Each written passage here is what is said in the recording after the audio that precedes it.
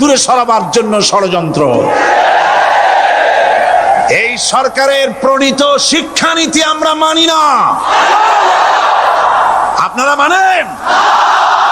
যেই মাদ্রাসা মানুষের চরিত্র সৃষ্টি করে, বর্তমান সরকার সেই মাদ্রাসাগুলি একটা একটা করে ধ্বংস করার পরিকল্পনা গ্রহণ করেছে। সুতরাং আসল শিক্ষা হলো কোরআনের কাছে। আসল শিক্ষা কোথায়? কোরআনের কাছে।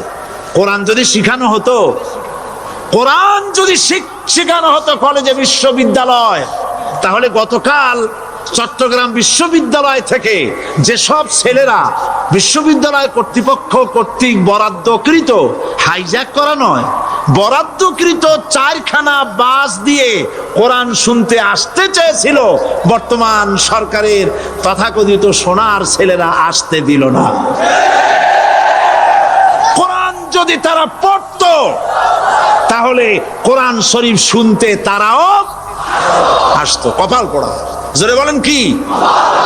আরো জোরে বলেন কি? কপাল পোড়া। সব ভালো লাগে, কোরআন ভালো লাগে না। এদেরকে শিখানো হয়েছে, আরে তোমরা তো মানুষ না। বলে আমরা কি? তো তোমাদের ডারউইন বাবাজি বলে নাই, শোনো নাই? কি পড়ো টড়ো তোমরা, বুদ্ধি শুদ্ধি রাখো না। ডারউইন বলেছে, থিওরি অফ ইভলিউশনের মধ্যে বলেছেন মানুষ মানুষ না। বলে কি? মানুষ হলো বান্দর। কপাল পোড়া। কি কপালে লেখা থাকে? কাজে কামে প্রকাশ হয়ে যায়। ডারউইন বলল মানুষ মানুষ না। আলফ্রেড বললেন মানুষ হলো মানুষ, মানুষই ঠিক, তবে মানুষ হলো সেক্স সর্বস্ব জীব। সেক্স সমস্যার সমাধান করলে মানুষের সব সমস্যার সমাধান হয়ে যাবে। কার্ল মার্কস বললেন মানুষ হলো পেট সর্বস্ব জীব, পেট সমস্যার সমাধান করে দিলে সব সমস্যা শেষ। আর ডারউইন বললেন মানুষ মানুষই না, মানুষ কি? বলে বান্দর। ওরাং ওটাং শিম্পাজি আর ব্যাং থেকে মানুষের উৎপত্তি হয়েছে। আমি যখন জীবনের প্রথম শিম্পাজি দেখলাম, ওরাং ওটাং দেখলাম, তখন আমি মনে করেছি যে ডারউইন খামোখা ভুল করে নাই। এইটা দেখেই ও মনে করেছে যে এই হচ্ছে আমার মাতামহের গোষ্ঠী, এ হলো পিতামহের গোষ্ঠী। আপনারা একটু মাথা কাটায় চিন্তা করেন, মানুষ যদি বান্দর থেকে হবে, আজও বানর ফরেস্ট এরিয়া আছে কিনা বাংলাদেশে? চিল্লায় বলেন আছে কিনা? তো মানুষ যদি বান্দর থেকেই হবে, আপনারা কি কোনোদিন দেখেছেন যে একটা বান্দরের কোমর পর্যন্ত মানুষের মতো হয়ে সারছে? আর কিছুদিন গেলেই পুরা মানুষ হয়ে যাবে। গলা পর্যন্ত মানুষের মতো হয়ে গেছে, আর কদিন গেলেই মানুষ হয়ে যাবে। দেখছেন কখনো? আচ্ছা আপনারা বলেন, পাবদা মাছ আপনারা চট্টগ্রামে কি বলেন? পাবদাই বলেন। পাবদা মাছ দেখতে কি মাছের মতো লাগে? বোয়াল মাছের মতো। কোন পাগলে কি বলছে কথা যে বোয়ালের পূর্বপুরুষ পাবদা? পাবদাগুলি পুটি টুটি খাইয়ে খাইয়ে আস্তে আস্তে বোয়াল হয়ে গেছে, এ কথা কেউ বলে? আচ্ছা শোলের যে ছোট সাইজ, শোল মাছ, গজাল মাছ, এর যে ছোট্ট সাইজ ভর্তা করে খায়, শুটকি বানায় খায়, ওগুলোর কি বলে? টাকি মাছ। এই টাকি মাছ দেখতে শোল মাছের মতো। কেউ পাগলকে আজ পর্যন্ত বলেছে যে শোল মাছের পূর্বপুরুষ টাকি, টাকিগুলা সার মার খাইয়া আস্তে আস্তে শৌলে পরিণত হয়ে গেছে? কেউ বলেছে কখনো? ডারউইন কয় বোতল খাইয়েছে এই মতবাদ লিখছে আল্লাহই ভালো জানে। যে বান্দরের থেকে মানুষ আবিষ্কার হয়েছে, নাউজুবিল্লাহ। এগুলি পড়ানো হয় কলেজে, বিশ্ববিদ্যালয়, তাই আমাদের সোনার ছেলেরা বান্দরামি করে। ওদের যদি পড়ানো হইতো তোমরা বান্দরের গোষ্ঠী নও, তোমরা মানুষ। মর্যাদা কার বেশি, বান্দরের না মানুষের? এ পৃথিবীর প্রথম মানুষকে আদম আলাইহিস সালাম। আদম হইছেন কি দিয়ে? মাটি দিয়ে। আল্লাহ রাব্বুল আলামিন যিনি মানুষ সৃষ্টি করেছেন, তিনি কোরআন শরীফের ভিতরে বলে দিয়েছেন, আমি প্রথমেই বলেছি আপনারা লক্ষ্য করুন, এই কোরআন তাবিজের কিতাব নয়, এই কোরআন তদবিরের কিতাব নয়, ঝাড়ফুঁকের কিতাব নয়। কোরআন হলো পৃথিবীর মানুষের জন্য কোড অফ লাইফ, পূর্ণাঙ্গ জীবন বিধান। সবকিছু আল্লাহ পাক কোরআনের ভিতরে বলে দিয়েছেন, কোনো জিনিস বাদ দেন নাই।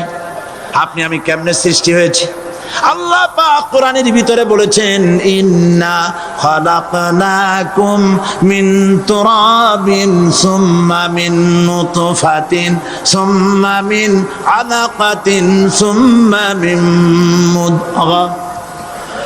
নিষ্প্রাণ মাটি দিয়ে তোমাকে উৎপন্ন করা হয়েছে, নিষ্প্রাণ মাটি উপাদান দিয়ে তোমাকে তৈরি করা হলো। মায়ের পেটের ভিতরে এক ফোঁটা নাপাক পানি জমাট রক্তে পরিণত হয়ে গেল, জমাট রক্ত আস্তে করে গোস্ত পিণ্ড হলো, গোস্ত পিণ্ডকে সুন্দর করে সাজায়া হাড্ডি গুড্ডি বানায়া স্ট্রাকচার তৈরি করে তার উপরে ফাকাসাউনাল ইযামা লাহমা, চামড়া দিয়ে গোস্ত দিয়া সাজায়া সুন্দর করে বানালাম। আল্লাহর পরিচয় শুনুন, আল্লাহ আমার কেমন আল্লাহ। মায়ের পেটের ভিতরে সন্তান বানায়া এরপরে যখন রূহ দেওয়া হয়েছে, ক্ষুধা লেগেছে, খাবারের প্রয়োজন হয়েছে, আল্লাহ রাব্বুল আলামিন ওই কচি বান্দা মায়ের পেটে বসে কি খাবে সেজন্য তার মা চিন্তা করে নাই, বাবা চিন্তা করে নাই, সরকার চিন্তা করে নাই। আল্লাহ রাব্বুল আলামিন মায়ের মাসিক অসুখকে বন্ধ করে দিয়ে সন্তানের নাভির সাথে আর মায়ের নাভির সাথে তার লাগায়া, পাইপ লাগায়া মায়ের মাসিক অসুখের রক্তগুলি দিয়ে সন্তানকে বড় বানালেন। মুখ দিয়া এই রক্ত পান করালেন না, মুখটাকে পবিত্র রেখে দিলেন যাতে করে পৃথিবীতে আসার পর ওই মুখ দিয়া আল্লাহ রাব্বুল আলামিনের জিকির করতে পারো। সন্তান মায়ের ভিতরে পেটের ভিতরে বড় হলো, আল্লাহ রাব্বুল আলামিন বলেন মাস দিন যখন পুরা হয়ে গেল, সুম্মা নুখরিজুকুম তিফলা, বাচ্চার আকারে পৃথিবীতে নিয়ে আসলাম। এখন খাবা কি? পৃথিবীতে যখন বাচ্চা এলো তখন তার পেটের সাথে যে সংযোগ ছিল মায়ের নাভির সাথে আর সন্তানের নাভির সাথে, সেই সংযোগ তার আর কি থাকলো? কি করা হলো? কেটে দেওয়া হলো। লক্ষ্য করুন, খাবারের জন্য একটি মাত্র পাইপ আল্লাহ লাগাইছিলেন, পৃথিবীতে সন্তান আসার সঙ্গে সঙ্গে পাইপটা কেটে দেওয়া হলো।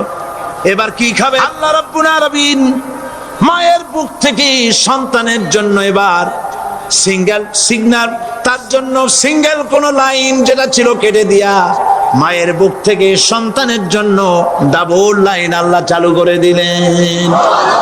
এমন দুধ বানায় দিলেন যা শুধু খাবার নয়, শুধু ফুড ভ্যালু নয়, এই দুধের ভিতরে ক্যালসিয়াম, এর মধ্যে ভিটামিন, এর মধ্যে আয়রন, এর মধ্যে মেডিসিন।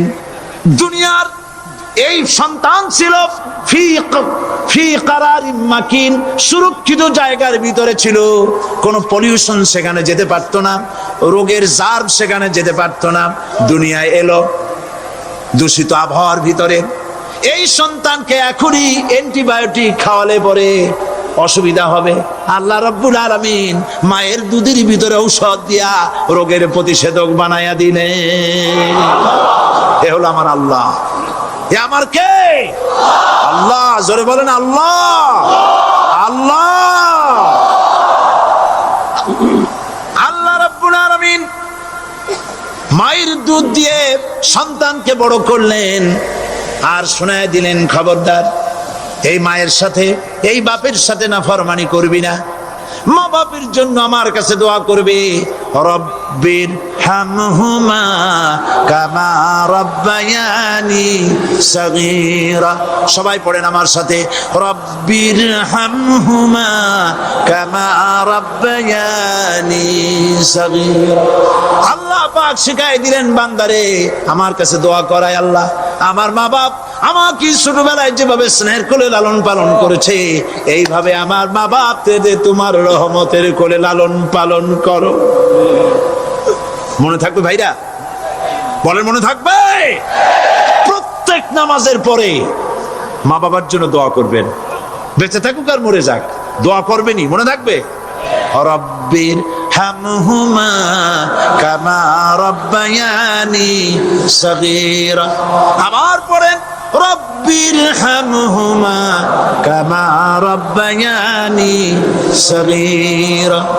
আল্লাহ পাক মায়ের মর্যাদা এত বাড়াইছেন। সাহাবী প্রশ্ন করেছে, ইয়া রাসূলুল্লাহ, খেদমত করব কার? হুজুর বলেন, তোমার মায়ের, তারপরে কার? তোমার মায়ের, তারপরে কার? তোমার মায়ের, তারপরে কার? তোমার পিতার। বাপের চাইতে মায়ের মর্যাদা আল্লাহ 3 গুণ বাড়াইয়া দিলেন, 3 গুণ বৃদ্ধি করে দিলেন। হাদিস শরীফে এসেছে, হযরত আবী হুরায়রা রাদিয়াল্লাহু তাআলা আনহু রাসূলের কাছে এসে রাতের বেলায় কাঁদতেছিলেন। হুজুর প্রশ্ন করলেন, আবু হুরায়রা কাঁদো কেন? হযরত আবু হুরায়রা বলছেন, হুজুর মা আমাকে মেরেছে। তিনি প্রশ্ন করলেন, আচ্ছা মা তোমার মারলো কেন? তুমি কি কোনো বেয়াদবি করছো? তিনি বললেন না। তবে মারলো কেন? হযরত আবু হুরায়রা বলেন, ইয়া রাসূলুল্লাহ, আপনার খেদমত থেকে বাড়ি ফিরতে আমার দেরি হয়ে গিয়েছিল। গভীর রাত্রে যখন বাড়ি গেছি, মা আমাকে প্রশ্ন করলেন, বাবা দেরি হলো কেন, কোথায় ছিলি? তাম পৃথিবীর মানুষ যেই কদম মোবারক চুমু দিতে পারলে ধন্য হয়ে যায়, সেই আখিরি জামানার পয়গম্বর নবী মুহাম্মদ রাসূলুল্লাহ সাল্লাল্লাহু আলাইহি সাল্লামের দরবার থেকে আসতে আমার দেরি হয়ে গেছে। ইয়া রাসূলুল্লাহ, আমার মা আপনার নাম শুনে তার গা জ্বলে উঠল। তিনি কাফের, মুশরিকা। আপনার নাম শুনে অগ্নি শর্মা হয়ে আমাকে ধরে পিটানো আরম্ভ করলেন আর বললেন, আবু হুরায়রা, হয় মুহাম্মদ সাল্লাল্লাহু আলাইহি সাল্লামের বাড়ি ছাড়বি, নইলে আমার বাড়ি ছাড়বি, কি করবি বল? মার খেতে খেতে আমি বললাম, মা তোমার গায়ে যত শক্তি আছে আমারে মারো, তোমার বাড়ি শুদ্ধ, তাম দুনিয়াটা ছেড়ে দিতে পারি, মুহাম্মদ রাসূলুল্লাহর কদম মোবারক ছেড়ে দিতে পারি না। আল্লাহ! হুজুর আমার মা গলা ধাক্কা মেরে আমাকে বের করে দিয়েছেন। হুজুর বলছেন, আবু হুরায়রা, মা তোমাকে মেরেছে আর আমার কাছে নালিশ করছো, আমি তোমার মায়ের কোনো বিচার করতে পারবো না। সুবহানাল্লাহ! এত বড় পাওয়ারফুল নবী, শানওয়ালা, ইজ্জতওয়ালি, বরকতওয়ালি, এত বড় নবী বলছেন মা মেরেছে, আমার করার কিচ্ছু নাই। সুবহানাল্লাহ! তোমার মা মুশরিকা হোক আর যাই হোক, তোমার মা। সুবহানাল্লাহ বলেন। আমার বন্ধুগণ, হযরত আবু হুরায়রা বলেন, ইয়া রাসূলুল্লাহ, মায়ের বিরুদ্ধে কোনো অভিযোগ নিয়ে আমি আপনার কাছে আসি নাই। হুজুর বললেন, কেন আসছো বলো খুলে। আবু হুরায়রা বলেন, হুজুর আমি জানি আপনি আল্লাহর দরবারে যদি কোনো ব্যাপারে হাত তোলেন আল্লাহ মঞ্জুর করে ফেলেন। আপনি দয়া করে আমার মার জন্য দোয়া করেন, আল্লাহ যেন হেদায়েত দিয়ে দেন। আমার নবীজি দুখানে হাত উত্তোলন করলেন, বললেন, আল্লাহুম্মা ইহদিহুম্মা আবি হুরায়রা, আয় আল্লাহ আমি দোয়া করতেছি আবু হুরায়রার মাকে হেদায়েত নসিব করো। হুজুর হাত তুলে মোনাজাত করছেন, আবু হুরায়রা দৌড় দিলেন বাড়ির দিকে। কয়েকজন সাহাবী হযরত আবু হুরায়রার জামা টেনে ধরেছে, এই ভদ্রলোক দৌড়ায় কেন? এত শান্ত মানুষ, কখনো গরম হয়ে কারোর সঙ্গে কথা বলে না, এই মানুষটা দৌড়ায় কেন? কোনো বিপদ হইল নাকি? জামা টেনে ধরে বলে, আবু হুরায়রা দৌড়াও কেন? হযরত আবু হুরায়রা বলেন, জামা ছেড়ে দাও, কোনো বিপদ আমার হয় নাই, আমি দৌড়াইয়া বাড়ি যাই দেখতে চাই। আমি দৌড়াইয়া আগে বাড়ি যেতে পারলাম না, আমার নবীর দোয়া আগে আমার বাড়ি চলে গেছে, আমি এটা দেখতে চাই। হযরত আবু হুরায়রা দৌড়াতে দৌড়াতে বাড়ি চলে গেছেন। দরজায় নক করলেন, ভেতর থেকে আওয়াজ এলো, কে? তিনি বললেন, আমি আবু হুরায়রা, মা দরজা খুলে দাও, আমি তোমার সন্তান। মা বললেন, বাবা অপেক্ষা করো, দরজা খুলতেছে।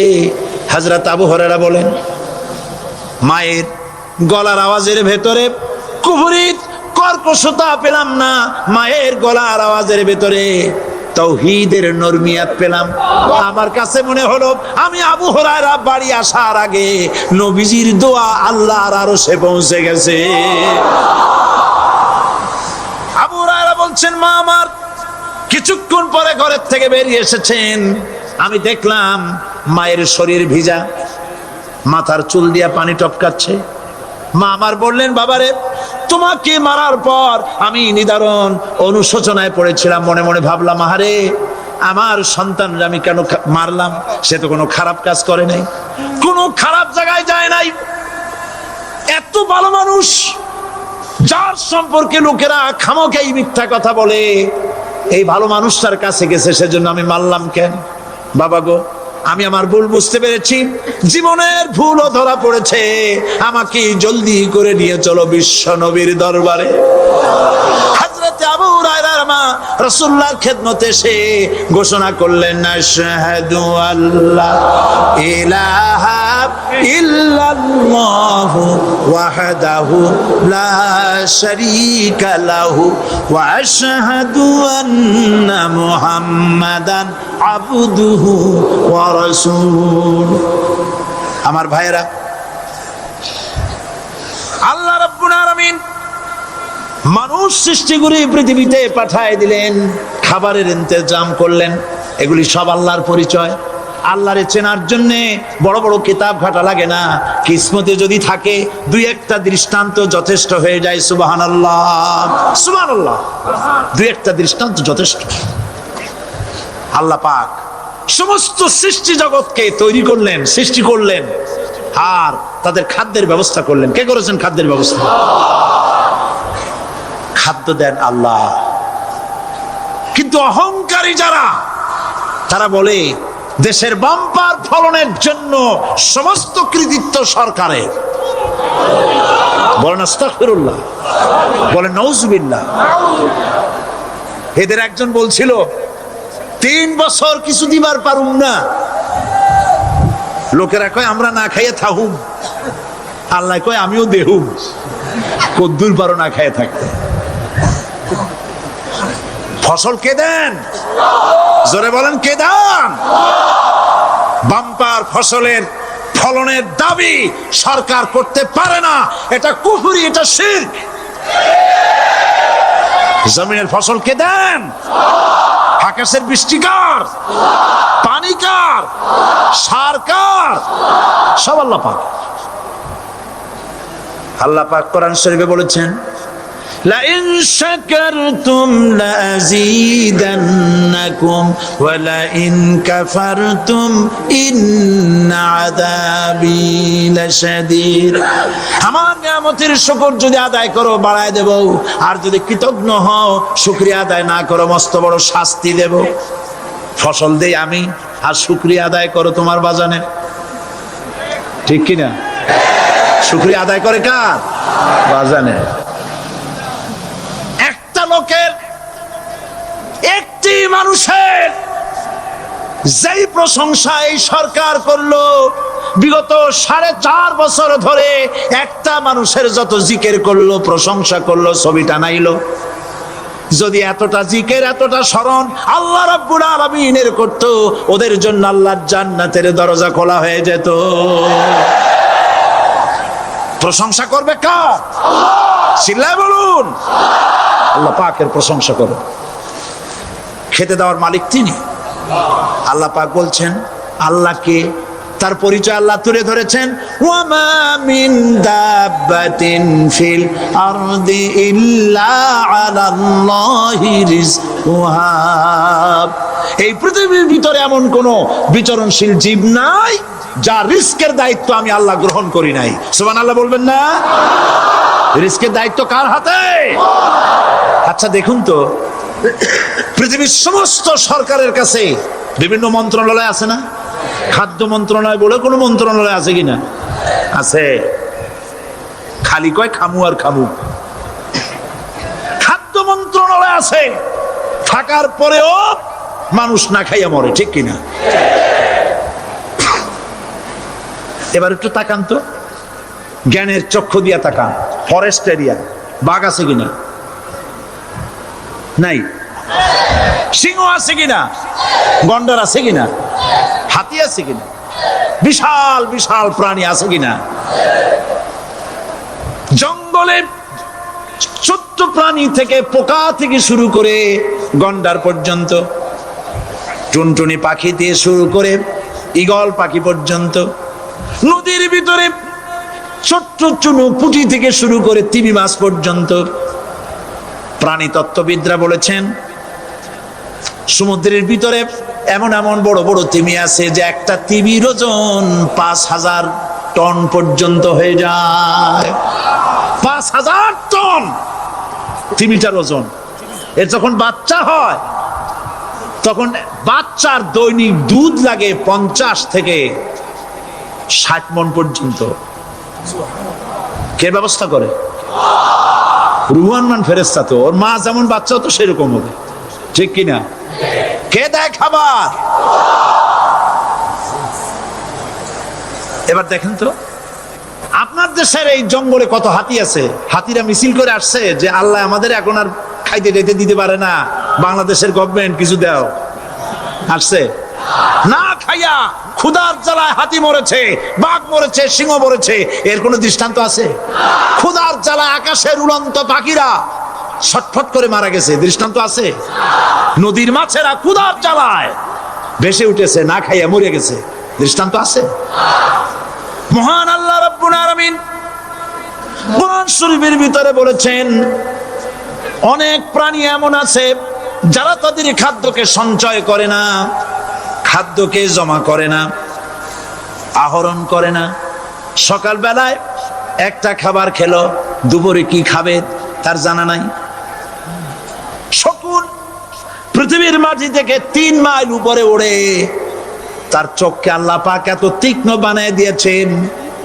এই চট্টগ্রামের কোথায় মরা গরু আছে 3 মাইল উপর দিয়ে দেখতে পায়? সুবহানাল্লাহ করতে ইচ্ছে করে না। এই প্রাণীগুলি খাবারগুলি কোনো গভর্নমেন্ট জোগাড় করে রাখে নাই। আল্লাহ পাক বলেন সবার খাবার আমি দেই।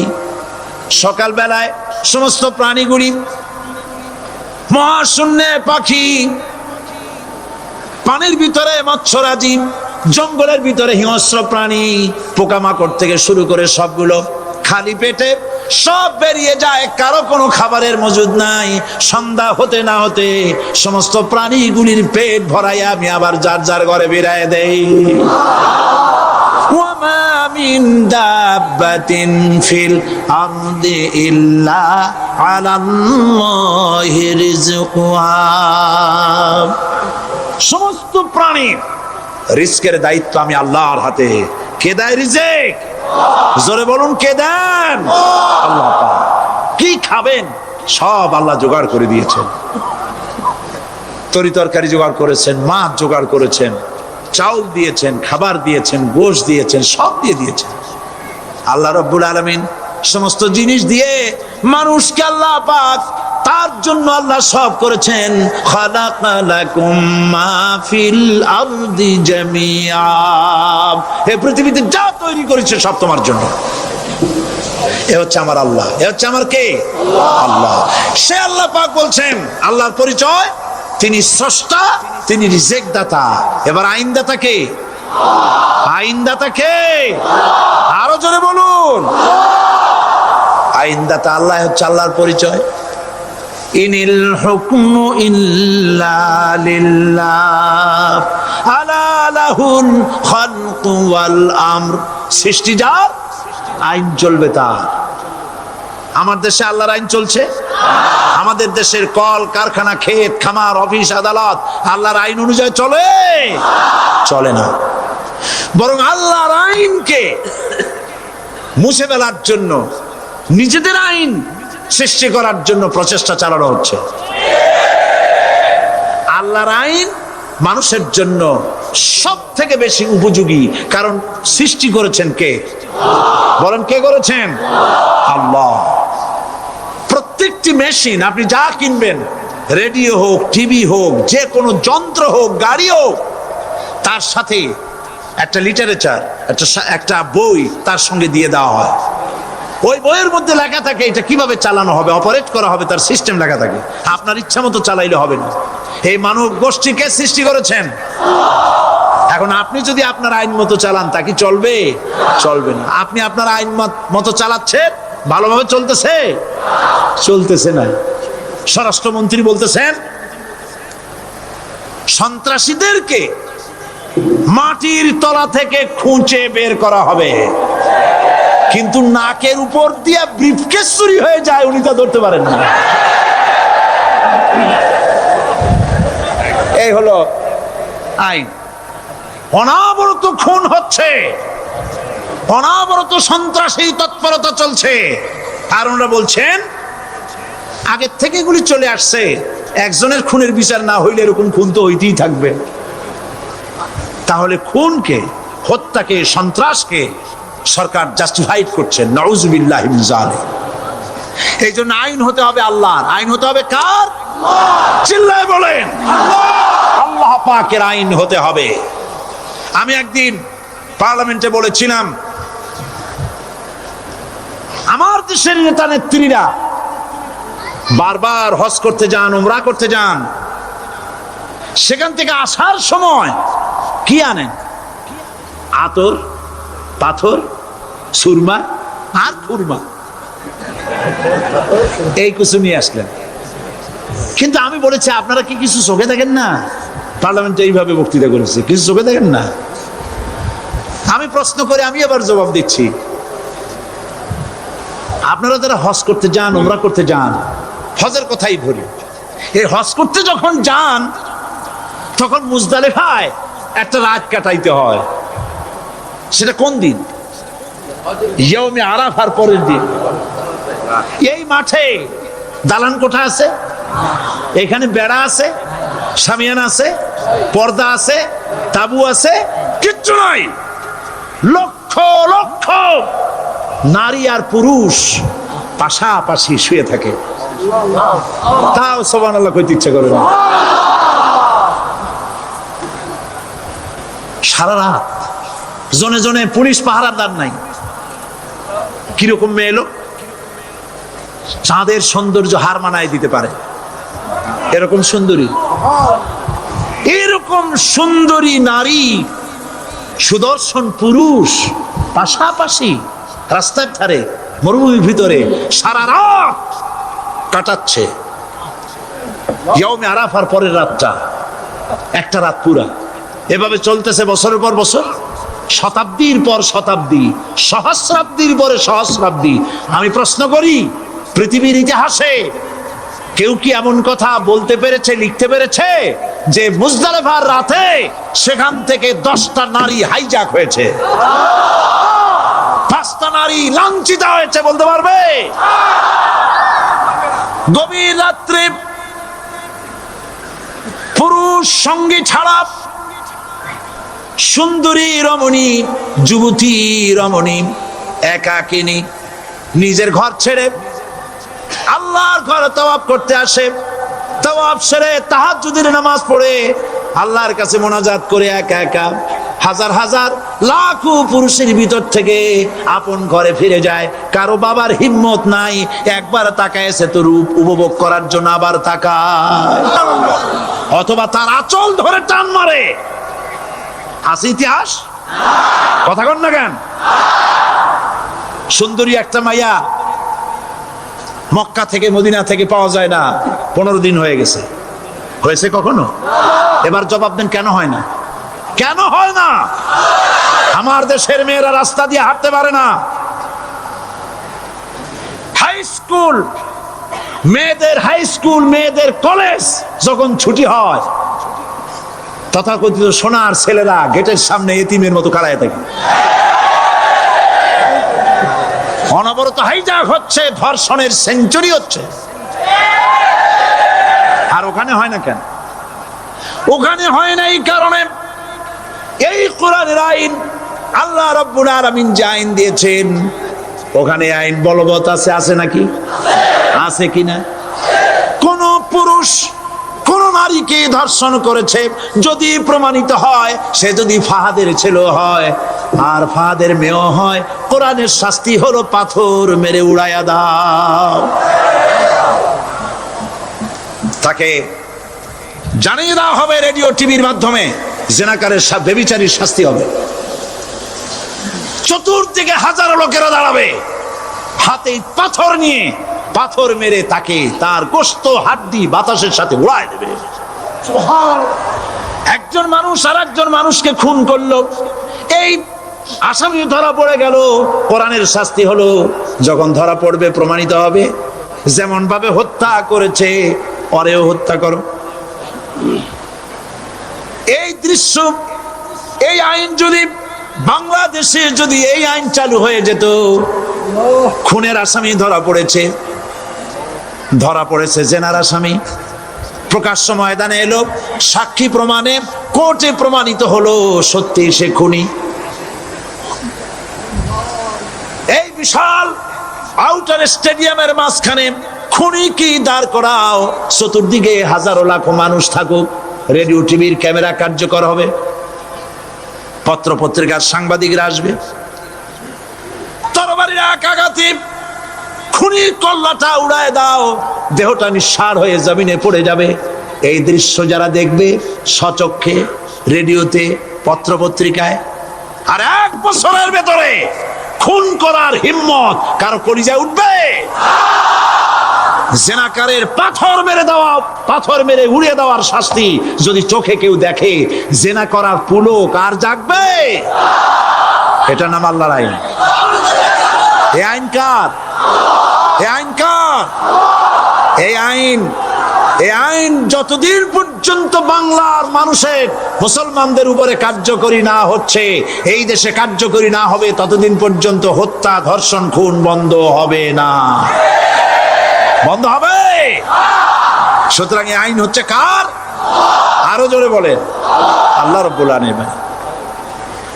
মহান আল্লাহ রাব্বুল আলামিনের এই আইন অনুযায়ী যদি দেশ চলে, মানুষ শান্তি পাবে, চুরি বন্ধ হবে, ডাকাতি বন্ধ হবে, জেনা বন্ধ হবে, হত্যা ধর্ষণ বন্ধ হয়ে যাবে।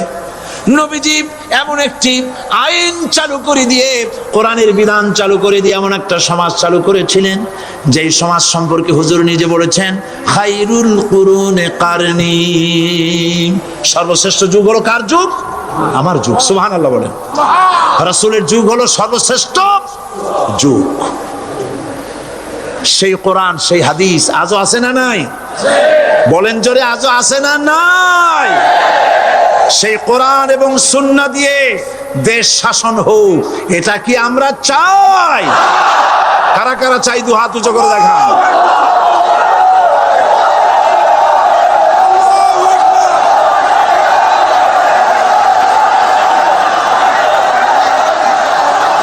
আরে ভাই, আপনারা দাঁড়ায় গেলেন কেন? বসেন বসেন। আমি তো একটা স্লোগান দিতে বললাম, হাত দেখতে চাইছি আমি, মাথা দেখতে চাই নাই। এই সুযোগে কোমরটা সোজা করে নিলেন। আচ্ছা বসেন, আর মহব্বতের সাথে জিকির করেন, লা ইলাহা ইল্লাল্লাহ।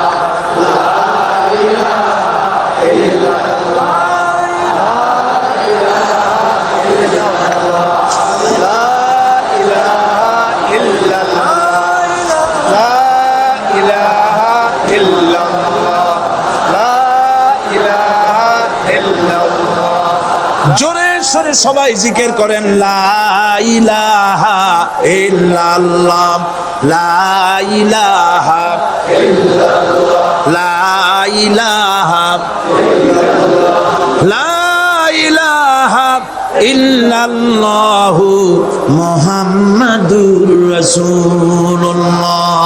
বসুন, আমরা মুনাজাত করব।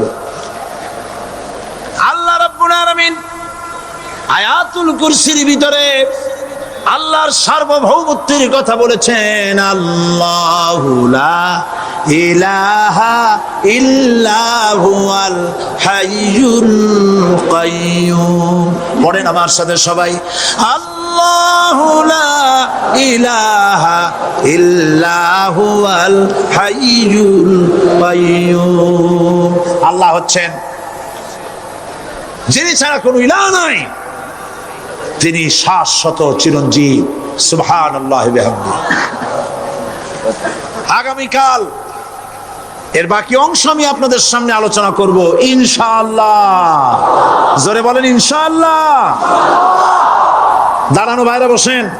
আপনাদের পাশে যারা দাঁড়িয়েছেন অনুরোধ করে বসায় দেন। বলেন যে আর 5টা মিনিট বসেন, আল্লাহর রাস্তায় হাঁটেন না। হ্যাঁ বলেন আপনারা যে আল্লাহর রাস্তায় হাঁটেন না, বসেন, সবাই বসেন। এত বড় মাহফিলে মুনাজাত, সুবহানাল্লাহ বলেন। চট্টগ্রামের ইতিহাসের শ্রেষ্ঠ মাহফিল, চিল্লায় বলেন সুবহানাল্লাহ। গোটা বিশ্বের কোরআনের শ্রেষ্ঠ মাহফিল, বলেন সুবহানাল্লাহ। জোরে বলেন আলহামদুলিল্লাহ। আগামীকাল এ মাহফিলের আখেরি মুনাজাত হবে ইনশাআল্লাহ, বলেন ইনশাআল্লাহ। আমি আন্তরিকভাবে দুঃখিত, প্রতি বছর আমার মা বোনদের জন্য, চট্টগ্রামবাসী আমার মা বোনদের জন্য আলাদাভাবে তাদের প্রশ্নের উত্তর দেই এবং তাদের সামনে কোরআন হাদিসের কথা আলাদাভাবে বলি। এবছর দিন কম হয়ে গেল বলে মহিলারা, মা বোনেরা বঞ্চিতা হয়ে গেলেন। শিশু কিশোরদের জন্য আলাদাভাবে সমাবেশ করা হয়, তাও বঞ্চিত হয়ে গেল।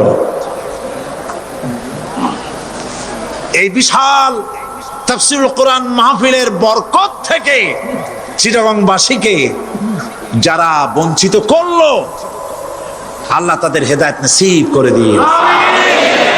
যদি হৃদয় থাকে, যদি হৃদয় বলে কিছু থাকে, বিবেক বলে যদি কিছু থাকে, আর শরীর যদি মুসলমানের পিওর রক্ত থাকে, তাহলে বাড়ি বসে অনুশোচনা করা উচিত, চোখের পানি ফেলানো উচিত ওই সব লোকের যারা এই বরকতপূর্ণ মাহফিলকে বাধা দিয়েছে। আর যাদের কলজের মধ্যে আল্লাহ মোহর মেরে দিয়েছে, এগুলোর তো হেদায়েত হবে না। যাদেরকে আল্লাহ পাক তৈরি করেছেন জাহান্নামের জন্য, ওদের কাছে মাহফিল অসহ্য, সহ্যই হবে না। নাউজুবিল্লাহ বলেন। চট্টগ্রামবাসীর জন্য তাফসীরুল কোরআন মাহফিল নিয়ামত। এই নিয়ামত কিয়ামত পর্যন্ত আল্লাহ টিকায় রাখুন, বলি আমিন। আগামীকালের আখেরি মোনাজাতে সমস্ত মুসলমান চতুর্দিক থেকে আল্লাহ পাকের নারা লাগাতে লাগাতে আসবেন। আল্লাহু আকবার, নারায়ে তাকবীর। গোটা চট্টগ্রাম, গোটা চিটাগং শহর আগামীকাল কোরআনের মিছিলের শহর হবে ইনশাআল্লাহ।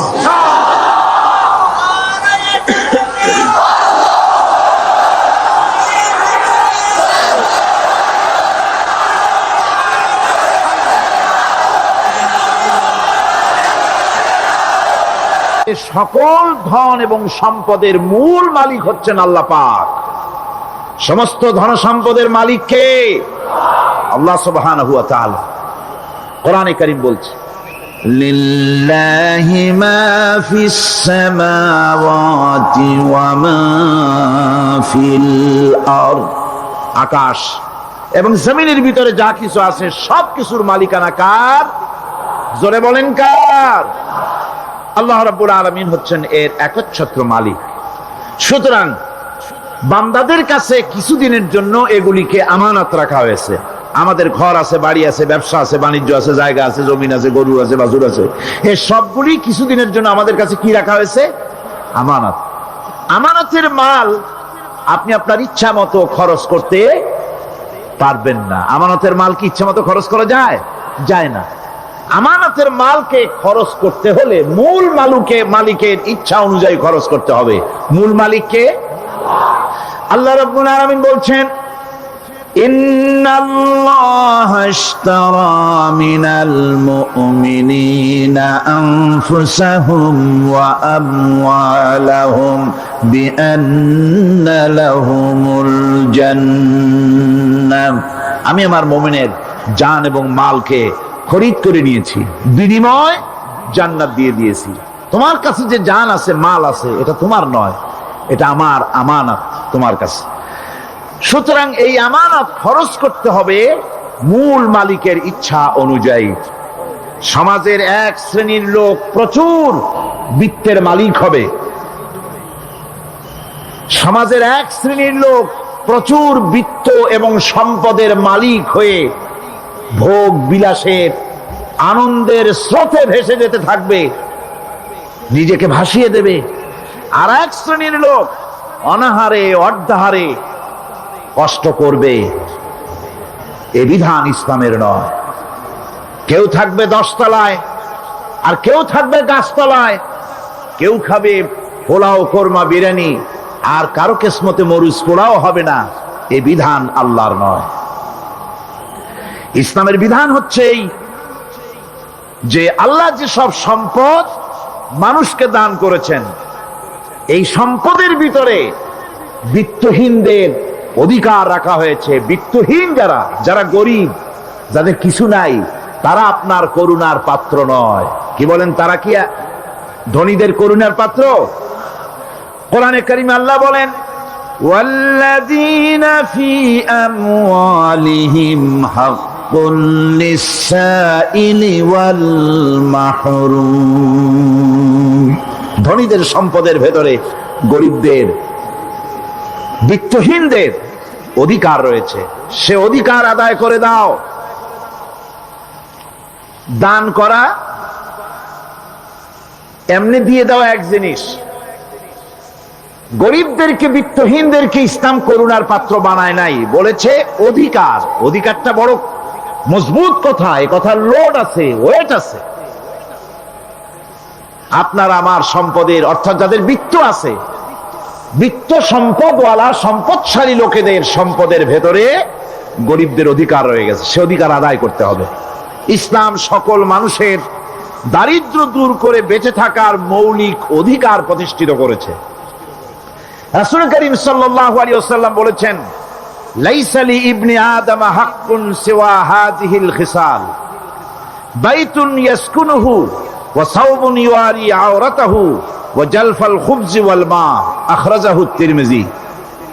তিরমিজি শরীফের হাদিসের ভেতরে এসেছে, রাসূল করিম সাল্লাল্লাহু আলাইহি ওয়াসাল্লাম বলেছেন, প্রত্যেকটি বনি আদমের তার বাস করার জন্য একটা গৃহ, এবং লজ্জা ঢাকার জন্য, শীত নিবারণের জন্য তার বস্ত্র, আর ক্ষুধা মিটাবার জন্য তার পানি আর রুটি ইত্যাদির ব্যবস্থা করতে হবে।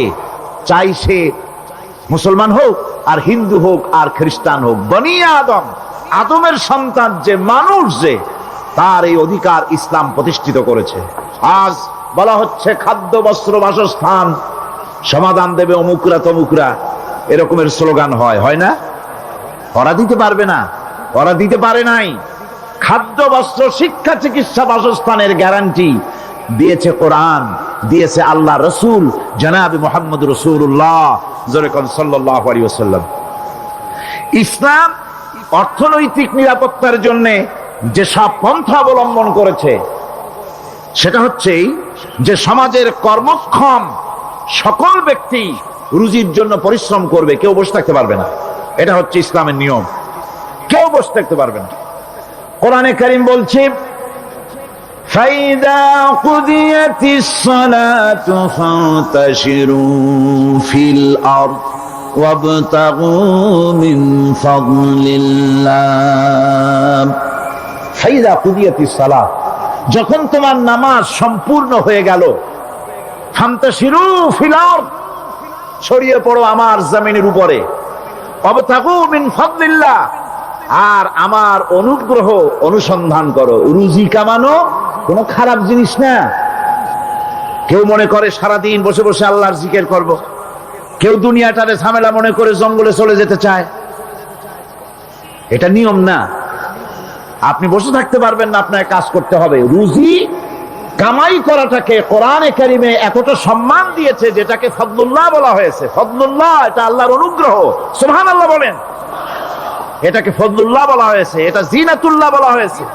আপনি যে কাপড় চোপড় ব্যবহার করেন, এই কাপড় চোপড়ের ব্যাপারে আল্লাহ পাক প্রশংসা করেছেন, কাপড় চোপড় সুন্দর পড়তে বলেছেন। তারপরে রুজি রোজগার হালাল করতে বলা হয়েছে, এবং রুজি কামাবার ব্যাপারে, হালাল ভাবে রুজি কামাবার জন্য ইন্সপিরেশন দেওয়া হয়েছে কোরআন এবং হাদিসে। রাসূল করিম সাল্লাল্লাহু আলাইহি ওয়াসাল্লাম বলেছেন, আল কাসিবু হাবিবুল্লাহ, সহস্তে যে উপার্জন করে সে আল্লাহর বন্ধু। যে ব্যক্তি ঠেলা গাড়ি চালায়, কুলি মজুর, রিক্সা চালায়, নিন্দা নাই, তাকে নিন্দা করা যাবে না। রিক্সাওয়ালাও একটা গুরুত্বপূর্ণ দায়িত্ব পালন করছে। কুমার, কামার, তাঁতি, জেলে, ধোপা, নাপিত সবাই কাজ করছে, প্রত্যেক কাজের সম্মান ইসলাম দেয়। সুবহানাল্লাহ কোন।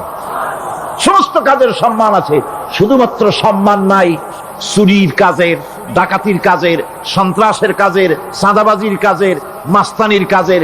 এই সব কাজ নিন্দনীয় এবং এই সব কাজ নিতান্ত বাজে কাজ। এ কাজের কোনো সম্মান নাই। সম্মান হচ্ছে নিজের হাতে কামাই করে সারা দিনে এক মুঠো খাবারও যদি খান, আপনার খাবারের চাইতে হালাল খাবার কারো হতে পারে না। আল্লাহর বন্ধু সোজা কথা না। আল কাসিব হাবিবুল্লাহ, সহস্ত উপার্জনের এত বরকত।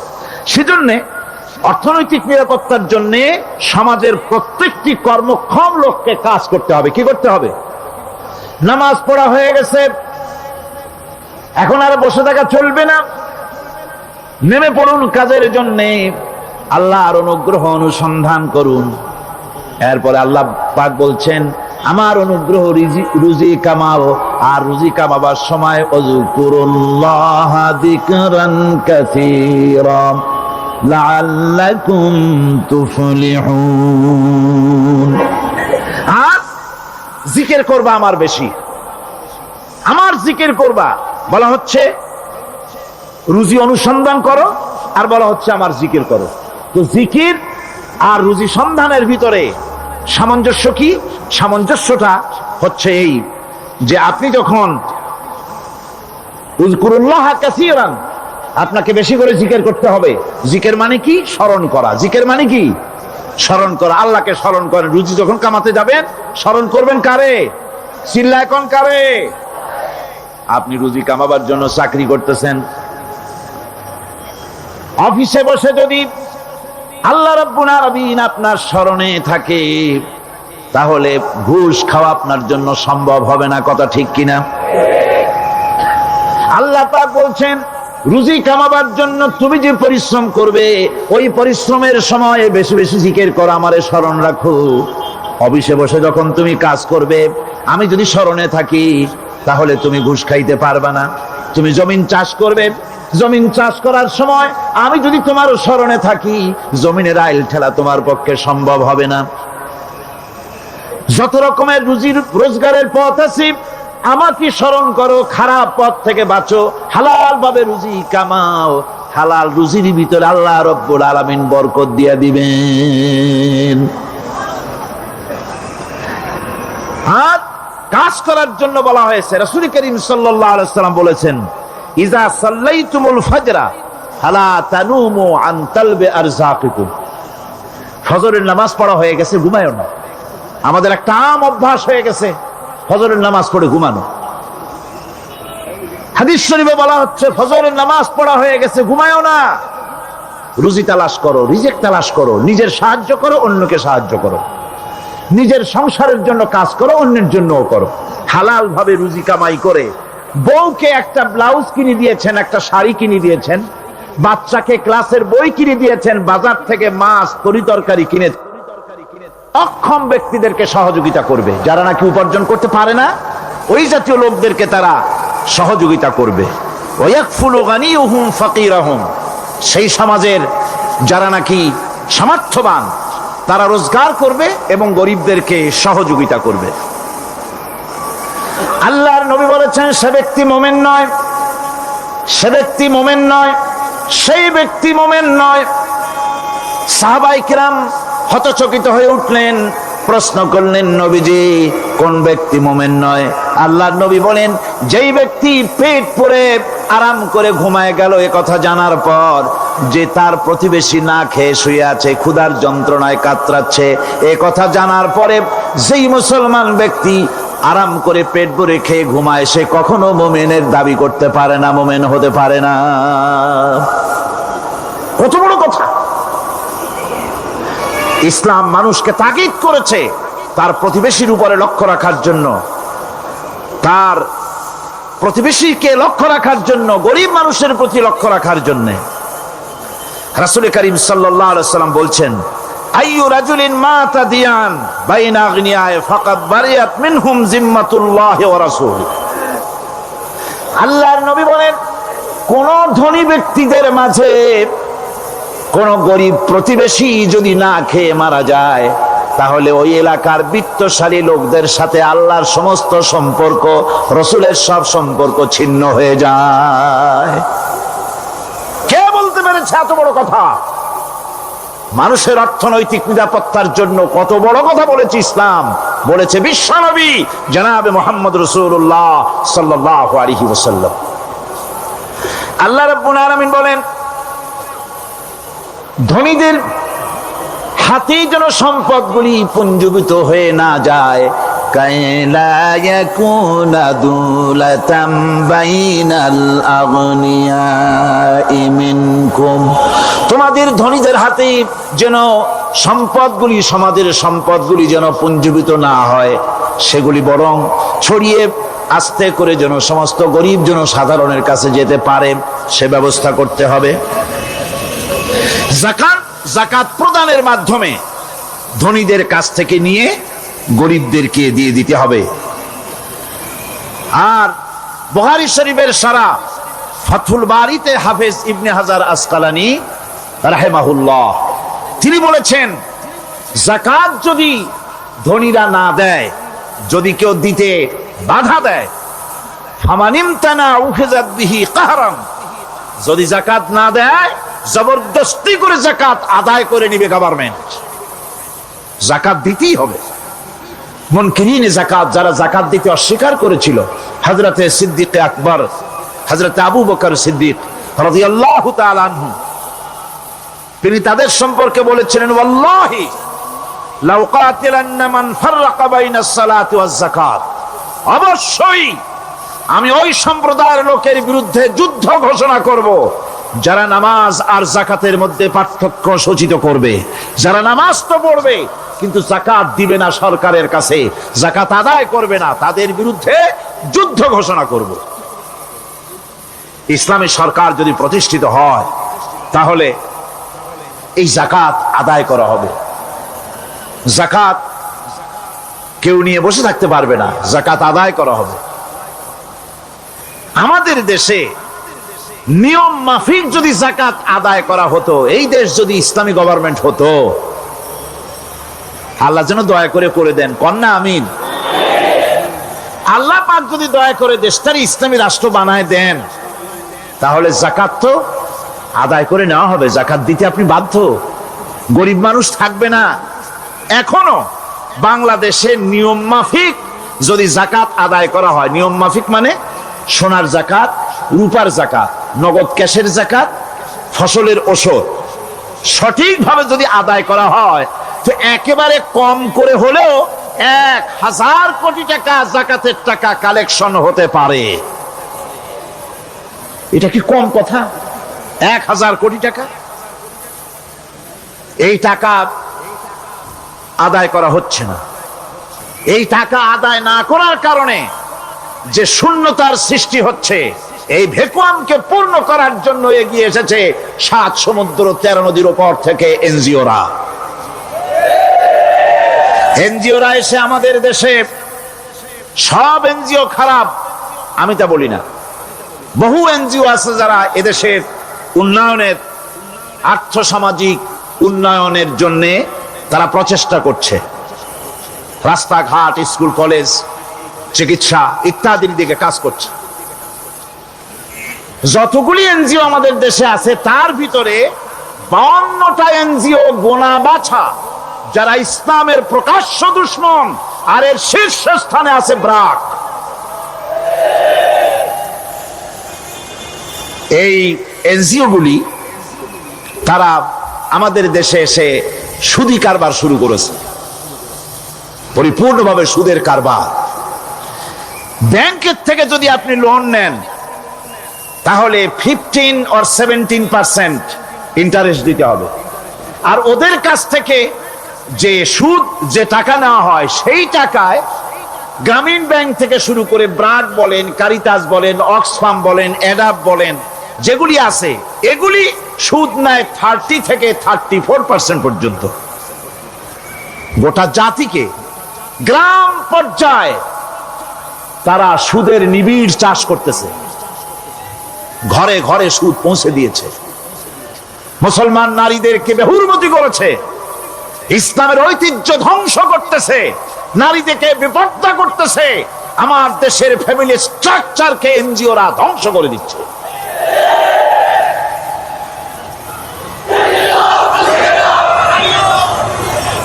সুতরাং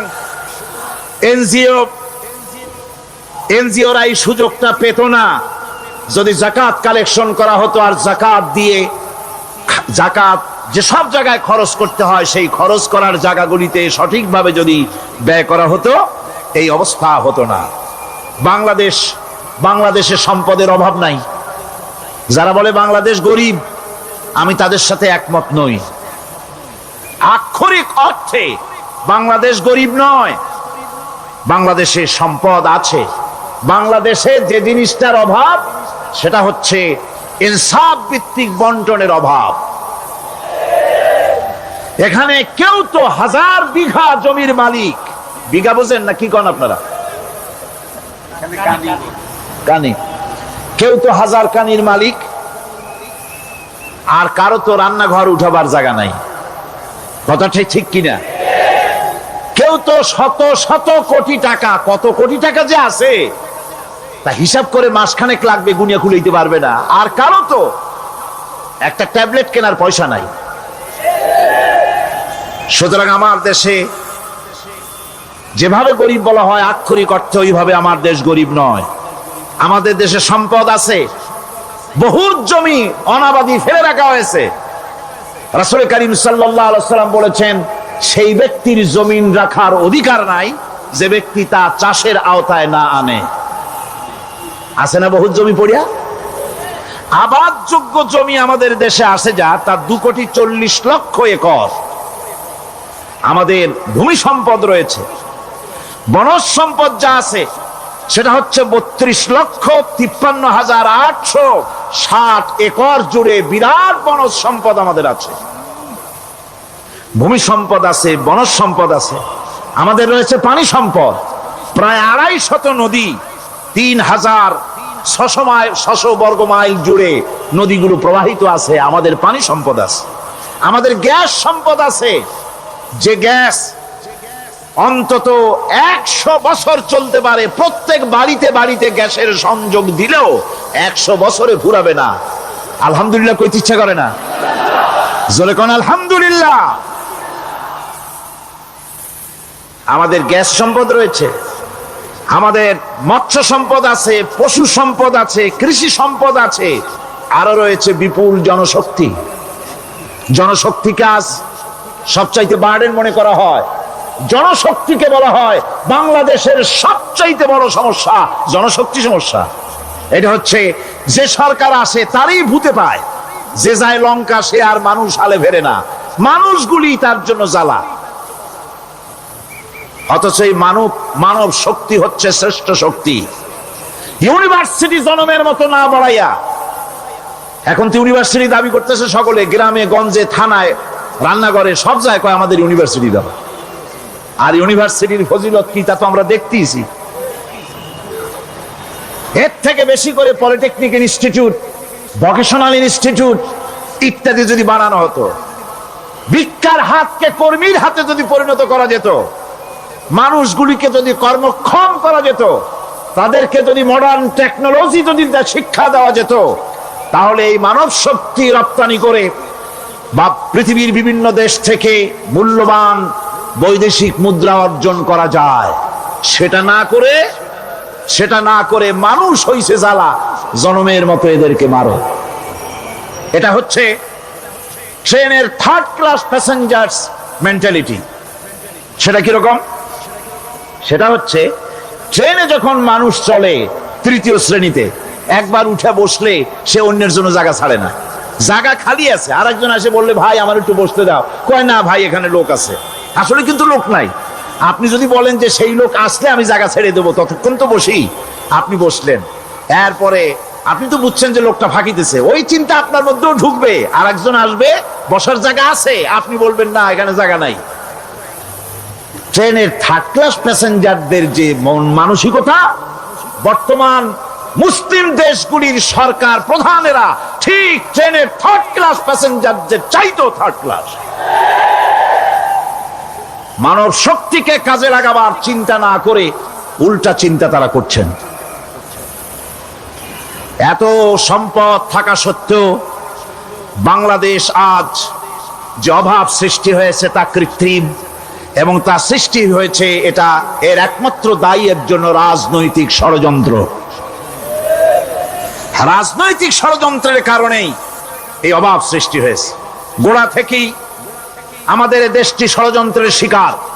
প্রথমে ব্রিটিশ বেনিয়ারা 200 বছর পর্যন্ত গোলামির জিনজির পরিয়ে দিয়েছে। 200 বছর গোলামির পর দ্বিজাতি তত্ত্ব এবং মুসলিম সংখ্যাগরিষ্ঠতার ভিত্তিতে 47-এর আজাদি, তারপর পশ্চিমাদের শোষণ বঞ্চনা থেকে মুক্তি লাভের জন্য 71-এর আজাদি, এরপরে দেশের 90% হচ্ছে মুসলমান। 90% কারা? চিল্লায় বলেন না কারা? পৃথিবীর এই দ্বিতীয় বৃহত্তম মুসলিম জনগোষ্ঠীকে খ্রিস্টান আর ইহুদিরা তারা চেয়েছে জনগণকে খ্রিস্টান বানাতে। আমাদের দেশের জনগণকে তারা চায় খ্রিস্টান বানাতে। যারা কমিউনিস্ট তারা চায় আমাদেরকে নাস্তিক বানাতে। আর পার্শ্ববর্তী দেশের পেইড এজেন্ট যারা আমাদের দেশে আছে তারা চায় পৃথিবীর নিকৃষ্টতম কুফরি মতবাদ, ধর্ম নিরপেক্ষ মতবাদের মাধ্যমে গোটা জাতিকে ধর্ম থেকে দূরে সরিয়ে দিতে চায়। সুতরাং এই ষড়যন্ত্রের শিকার হয়ে আছে বাংলাদেশ। বাংলাদেশের এই আর্থসামাজিক প্রেক্ষাপটে ইসলামের বিধান ছাড়া, আল্লাহর দেওয়া বিধান ছাড়া এর কোনো মুক্তি নাই, এর নাজাতের কোনো পথ নাই। আল্লাহ রাসূল ক্ষমতা আরোহণ করলেন, রাষ্ট্রের মালিক হলেন, প্রেসিডেন্ট হলেন। রাসূলুল্লাহ কি হলেন?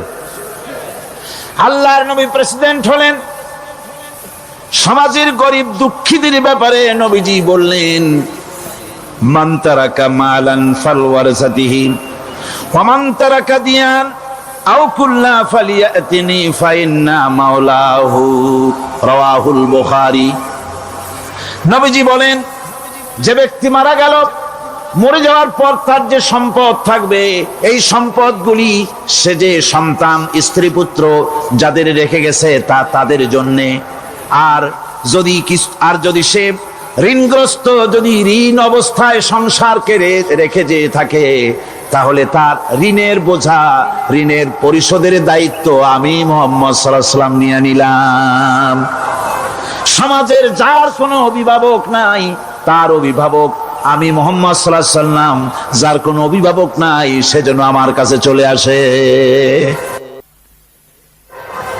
ইসলামী রাষ্ট্র এই বিধান পেশ করেছে। এর চাইতে সুন্দরতম বিধান পৃথিবীতে আর কেউ দিতে পারে নাই। সেজন্য সেই সমাজে চুরি বন্ধ হয়েছে, ডাকাতি বন্ধ হয়েছে, জেনা বন্ধ হয়েছে, সব বন্ধ হয়ে গিয়ে সুন্দর একটি সমাজ প্রতিষ্ঠিত হয়েছিল।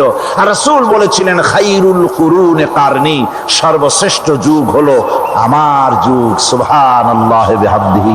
মানুষ দরজা খুলে ঘুমায়েছে, কারো ক্ষুধার কষ্ট নাই, পড়ার কষ্ট নাই, খাবারের চিন্তা নাই, চুরি ডাকাতির ভয় নাই, ভয় মুক্ত। ওই যে গতকাল বলেছিলাম, যেমন একটা সমাজ আসবে, খাব্বাব চিন্তা করো না, আমি কসম করছি এমন একটা সমাজ প্রতিষ্ঠিত হবে যেই সমাজে চুরি ডাকাতি জেনা ব্যভিচার হত্যা ধর্ষণ কোনো ভয় থাকবে না। লা ইয়াখাফু ইল্লাল্লাহ, আল্লাহ ছাড়া কারো কোনো ভয়, মনের ভিতরে ভয় থাকবে না। ওয়ালাকিন্নাকুম তাস্তাজিলুন, তোমরা বড্ড তাড়াহুড়ো করতেছো, বেসবর হচ্ছ, সবর করো, তাড়াহুড়ো করো না। এমন সমাজ আসবে। রাসূলুল্লাহ এরকম একটা সমাজ গোটা পৃথিবীবাসীকে উপহার দিতে পেরেছিলেন না পারেন নাই? পেরেছিলেন কিনা? সেই কথাই আল্লাহ রাব্বুল আলামিনের কথার সঙ্গে এবার মিলান।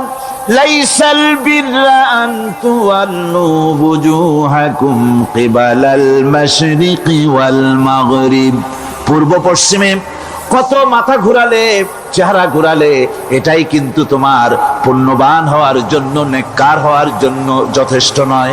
বরং যথেষ্ট হলো আল্লাহর প্রতি ঈমান আনো, কিতাবের প্রতি, পরকালের প্রতি, ফেরেশতার প্রতি, নবীদের পরে ঈমান আনো।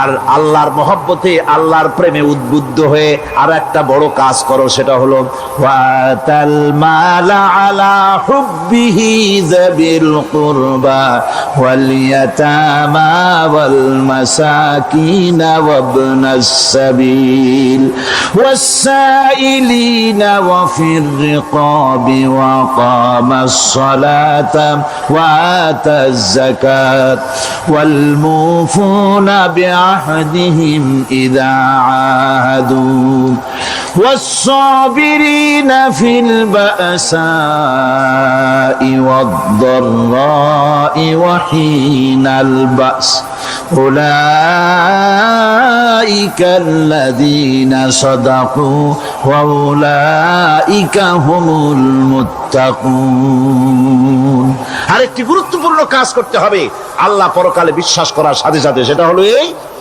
তোমাদের জানের মতো প্রিয় ধন এবং সম্পদকে আল্লাহর মহব্বতে খরচ করতে হবে। সেজদা দিয়া কপালে দাগ লাগাইছো কিন্তু প্রতিবেশীকে সাহায্য করো নাই, গরিবদেরকে দাও নাই, এতিমকে দাও নাই, বোনকে ঠকাইছো, মেয়েকে ঠকিয়েছো, তোমার ওই সেজদায় কিয়ামতে কাজ দিবে না।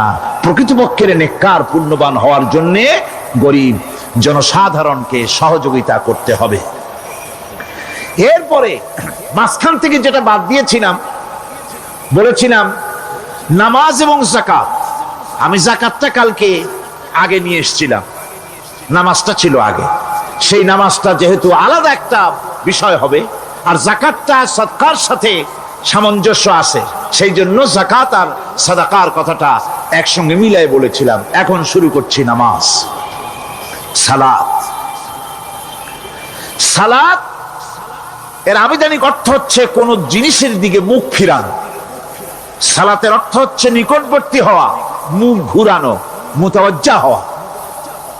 ওই যে হযরত ইব্রাহিম আলাইহিস সালাম বলেছিলেন, ইন্নী ওয়াজ্জাহতু ওয়াজহিয়া লিল্লাযী ফাতারাস সামাওয়াতি ওয়াল আরদ।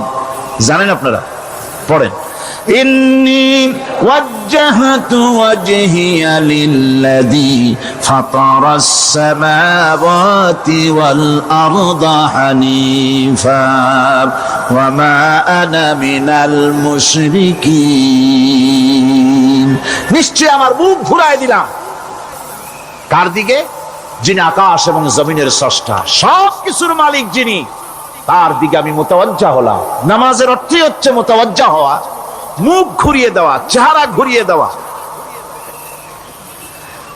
আর নামাজের আরেক অর্থ হচ্ছে নিকটবর্তী থেকে আরো নিকটবর্তী হওয়া। আমরা কি নিকটবর্তী হতে চাই?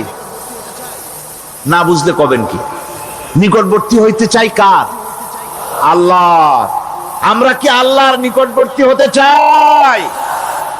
আল্লাহ রাব্বুল আলামিন বলেন, নিকটবর্তী হতে হলে ওয়াসজুদ ওয়াকতারিব, সেজদা দাও আর সেজদার মাধ্যমে আমার নিকটবর্তী হয়ে যাও।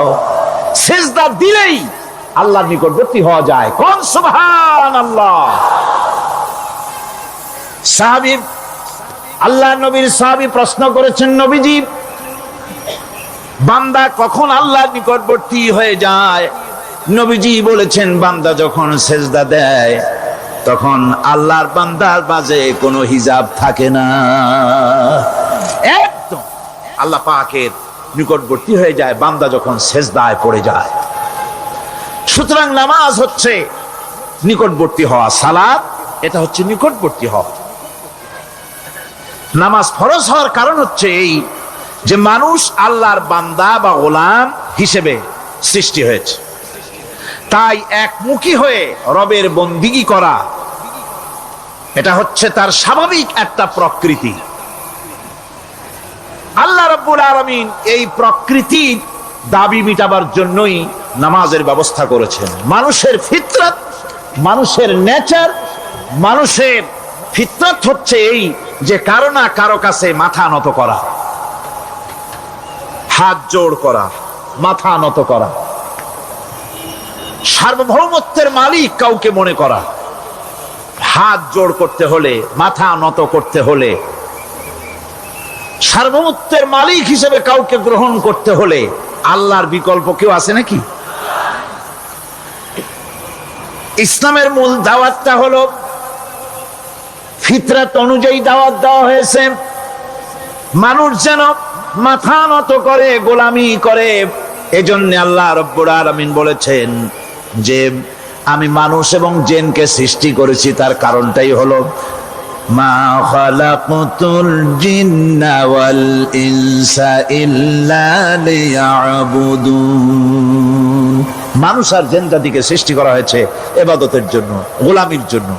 ইবাদত আর গোলামি এটাই করতে হবে, গোলামি করতে হবে, দাসত্ব করতে হবে। আর এই দাসত্ব, আল্লাহর আনুগত্যই গোলামির দাওয়াত দিয়েছেন দুনিয়ার সব নবীরা। কোন নবী বলেন নাই যে আমার গোলামি করো। কেউ বলেছেন? বলেন জোরে, কেউ বলেছেন? আল্লাহ পাক বলেন ওয়ালাকাদ বা'আসনা ফি কুল্লি উম্মাতির রাসূলা আন ইবুদুল্লাহা ওয়াজতানিবুত তাগুত। প্রত্যেক জাতির জন্য আমি রাসূল প্রেরণ করেছি, তারা মানুষকে দাওয়াত দিয়েছেন এই কথা বলে যে এক আল্লাহর গোলামি করো, তিনি ছাড়া কোনো ইলাহ নাই, আইনদাতা নাই, বিধানদাতা নাই, তার গোলামি, তার সামনে মাথা নত করে দাও। আর প্রত্যেক নবীর যুগেই নামাজ রোজা শরীয়তের মধ্যে ছিল। নামাজ রোজা কম বেশি প্রত্যেক নবীর জামানায় আল্লাহ পাক এটাকে বাধ্যতামূলক করেছিলেন। নামাজ রোজা যাকাত সব নবীদের জন্য বাধ্যতামূলক ছিল, তার উম্মতের জন্য বাধ্যতামূলক ছিল। নামাজ হচ্ছে তাওহীদের অবশ্যম্ভাবী এক বহির্প্রকাশ। তাওহীদের জন্য তাওহীদবাদী মানুষ যারা, তাদেরকে নামাজ আদায় করতেই হবে।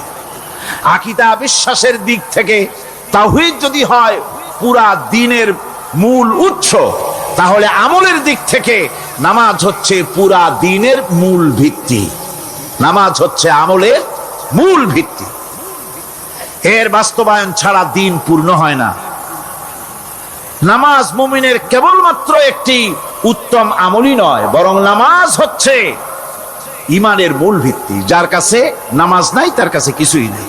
রাসূল কারীম সাল্লাল্লাহু আলাইহি ওয়াসাল্লাম বলেছেন যে নামাজ যে ব্যক্তি পড়ে না, আল্লাহ পাকের সাথে তার কোনো সম্পর্ক বাকি থাকে না। সুতরাং এই নামাজটা হচ্ছে এই যে একমাত্র একাগ্র চিত্তে আদবের সাথে আল্লাহর সামনে রুজু হয়ে যাওয়া। কোরআনে কারীম বলছি মুনিবিনা ইলাইহি ওয়াত্তাকুহু ওয়াকিমুস সালাতা ওয়া লা তাকুনু মিনাল মুশরিকিন। তোমরা আল্লাহর দিকে রুজু হয়ে যাও এবং তাকে ভয় করে অন্যায় কাজ থেকে বিরত থাকো, আর নামাজ কায়েম করো, মুশরিকদের অন্তর্ভুক্ত হয়ে যেও না। নামাজ কায়েম করা, নামাজের আদেশ কোরআনে কারীমের মধ্যে আল্লাহ পাক বহু জায়গায় করেছেন। ঈমানের পর নামাজই হচ্ছে সবচেয়ে বড় জরুরি। একজন মানুষ ঈমান আনলো, যেমন কালকে একজন ঈমান এনেছে, ঈমান আনার সাথে সাথে তার প্রথম কাজ কি বলুন? বলেন প্রথম কাজ কি? ফজরের নামাজের আগে একজন ইসলাম কবুল করলেন, তার প্রথম দায়িত্ব নামাজকে আদায় করে দেওয়া, ফজরের নামাজ পড়া। জোহরের আগেই কেউ ঈমান আনলো, তার প্রথম দায়িত্ব জোহরের নামাজ আদায় করা। আসরের নামাজের আগে ঈমান এনেছে, তার প্রথম দায়িত্ব হলো আসরের নামাজ আদায় করা। তার মানে হলো ঈমান আনার পর একজন ঈমানদারের প্রথম দায়িত্ব হচ্ছে নামাজ। গুরুত্বপূর্ণ বিষয়, খুব ভালো করে শুনতে হবে, ইয়াদ রাখতে হবে প্রত্যেকটি মুসলমানের। এই নামাজ কি জিনিস, কেমনে আদায় করতে হবে, আদায় না করলে কি হবে, গুরুত্বপূর্ণ এই কথাগুলি প্রত্যেকের স্মরণ রাখতে হবে। হযরত মূসা আলাইহিস সালামকে আল্লাহ রাব্বুল আলামিন ওহী প্রদান করলেন। যেদিন ওহী দিলেন, ওহী দিয়ে সেই মুহূর্তে আল্লাহ পাক তাকে শোনালেন, ইন্নানি আনাল্লাহ লা ইলাহা ইল্লা আনা ফা'বুদনি ওয়া আকিমিস সালাতা লিযিকরি। নিশ্চয়ই আমি আল্লাহ, আমি ছাড়া কোনো ইলাহ নাই, আমার গোলামি করো, আমার দাসত্ব করো, আর আমার শরণার্থে নামাজ কায়েম করো। নামাজ নামাজ নামাজ কায়েম করতে হবে। এটাই হচ্ছে ইমানের সবচেয়ে বড় দাবি।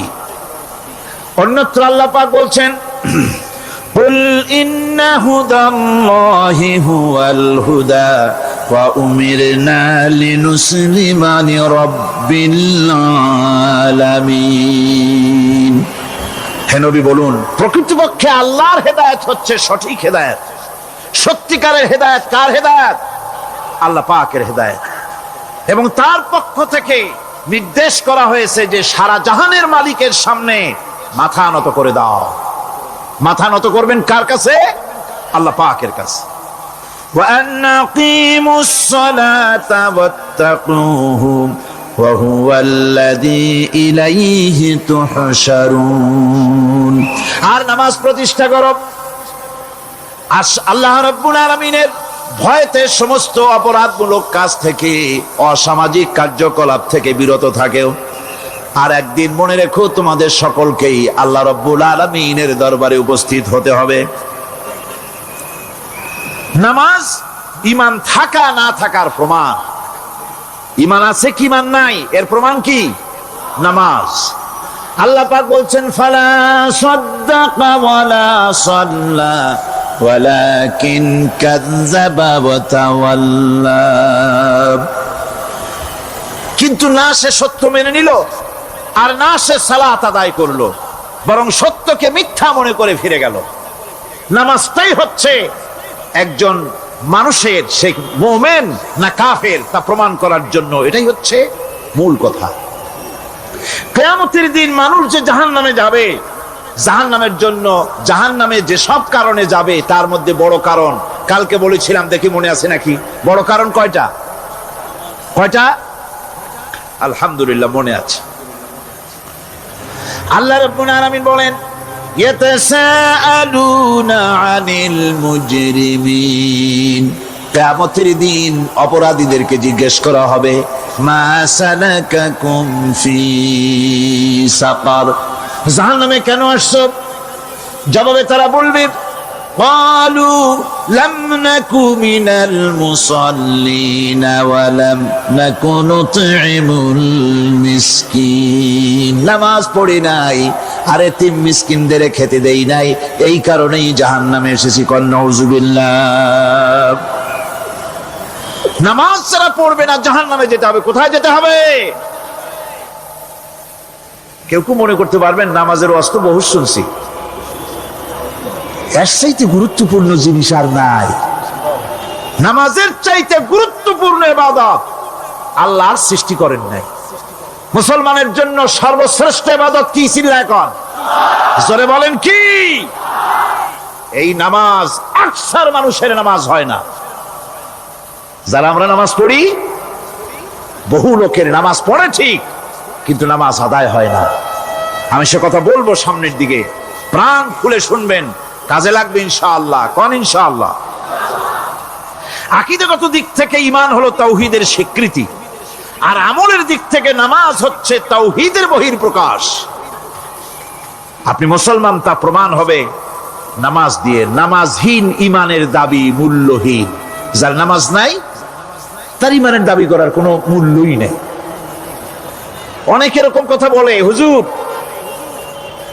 আমি মানুষটা নিতান্ত খারাপ না, যাই মনে করেন, গ্রামে রাস্তা বানাইছি, ব্রিজ করে দিয়েছি, কালভার্ট করেছি, এতিম মিসকিনরে তাও মাঝে মধ্যে খাবার দেই। নামাজ হচ্ছে ইসলামের গণ্ডির মধ্যে প্রবেশের প্রমাণ।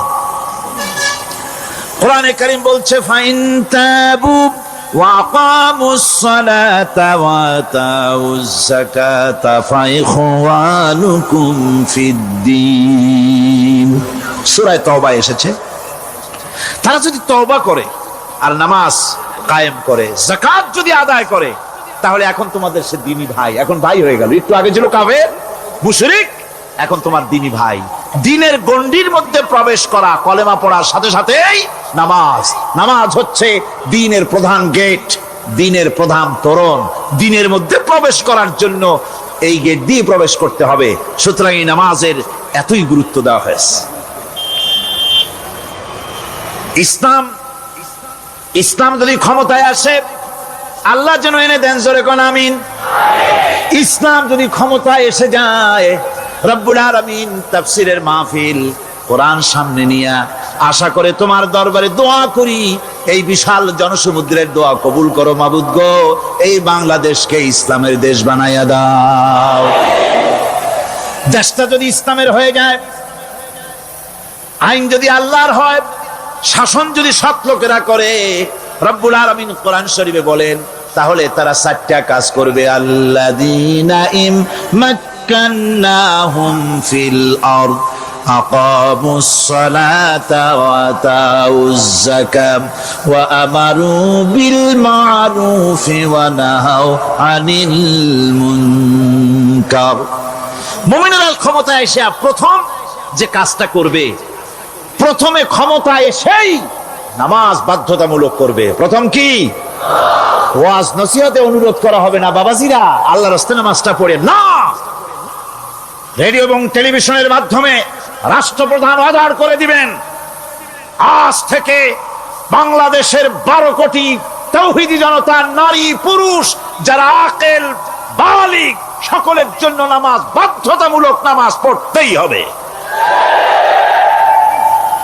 এটা অর্ডার। বেলা যখন 1টা বেজে যাবে, বেলা যখন 1টা বাজবে, সমস্ত মসজিদে আজান শুরু হয়ে যাবে। আজানের সাথে সাথে অফিস, আদালত, কল কারখানা, ক্ষেত খামার, শিক্ষাঙ্গন সব ডেডলক হয়ে যাবে। আধা ঘন্টার জন্য বন্ধ হয়ে যাবে। যারা মুসলমান অফিসে, কলেজে, ইউনিভার্সিটিতে, সর্বত্র তারা নামাজের জন্য প্রস্তুতি নেবেন। আধা ঘন্টার ভিতরে নামাজ আর খানা সেরে আবার কলেজ চলবে, বিশ্ববিদ্যালয় চলবে, কল চলবে, কারখানা চলবে, ক্যান্টনমেন্ট চলবে, সেক্রেটারিয়েট চলবে, সব আপন গতিতে চলতে থাকবে। আল্লাহর রহমত, বরকত আকাশ ফেরে নাজিল হয়ে যাবে। আর এই অর্ডার যে দেওয়া হবে, নামাজ পড়বেন, সেখানে থানায় যখন আজান হবে, থানায় আজান হয়ে গেছে, থানার স্টাফ, পুলিশ যারা আছে জামাতে খাড়া হয়ে যাবে, ইমামতি করবেন ওসি সাহেব। এসপির অফিসে এসপি সাহেব ইমামতি করবেন, ডিসি সাহেব তার অফিসে ইমামতি করবেন, মন্ত্রী সেক্রেটারিয়েট ইমামতি করবেন, প্রেসিডেন্ট বঙ্গভবনে ইমামতি করবেন, বিশ্ববিদ্যালয়ের ভাইস চ্যান্সেলরের ইমামতিতে সে জায়গার মুসলমান ছাত্র ছাত্রী, শিক্ষক শিক্ষয়িত্রী এক জামাতে নামাজ আদায় করবে। এই যদি হয় চিত্র দেশের, অপরাধ থাকবে? থানায় ওসি সাহেব নিজেই যদি জামাতের ইমামতি করেন, এইভাবে নামাজ আদায় করেন পুলিশদের নিয়ে জামাতে, ঘুষ আর খাবে তারা? এসপি সাহেবের অফিসে, ডিসি সাহেবের অফিসে মন্ত্রীরা যদি ভাবে নামাজ কায়েম করে, তাহলে কি অন্যায় অপরাধ কিছু থাকবে সমাজে? থাকবে না। সুতরাং নামাজ বাধ্যতামূলক করে দেওয়া হবে। নামাজ বাধ্যতামূলক, সকলকে নামাজ পড়তে হবে।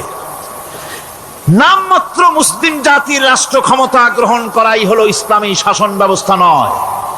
ইসলাম ক্ষমতায় গিয়া অমুসলিমদের উপরে শাসন জারি করবে, আর অন্যান্য সরকারের মতো আমোদ ফুর্তি করে রাস্তাঘাট বানায় টানা এসি তৈরি শুয়ে থাকবে, তা না। রাস্তা হবে, ঘাট হবে, কলেজ হবে, সব হবে, কিন্তু যারা মুসলমান তাদেরকে নামাজ পড়তে হবে। গোটা জনগণকে শাসক আর শাসিত উভয় গোলাম হবে আল্লাহ। উভয় গোলাম হবে কার? তখন প্রেসিডেন্টের বাবার ক্ষমতা নাই নিজের কোন আইন চালু করে, পার্লামেন্টের বাবার ক্ষমতা নাই ইসলামের বিরুদ্ধে টু শব্দটি করতে পারে। সেখানে শাসক আর শাসিত,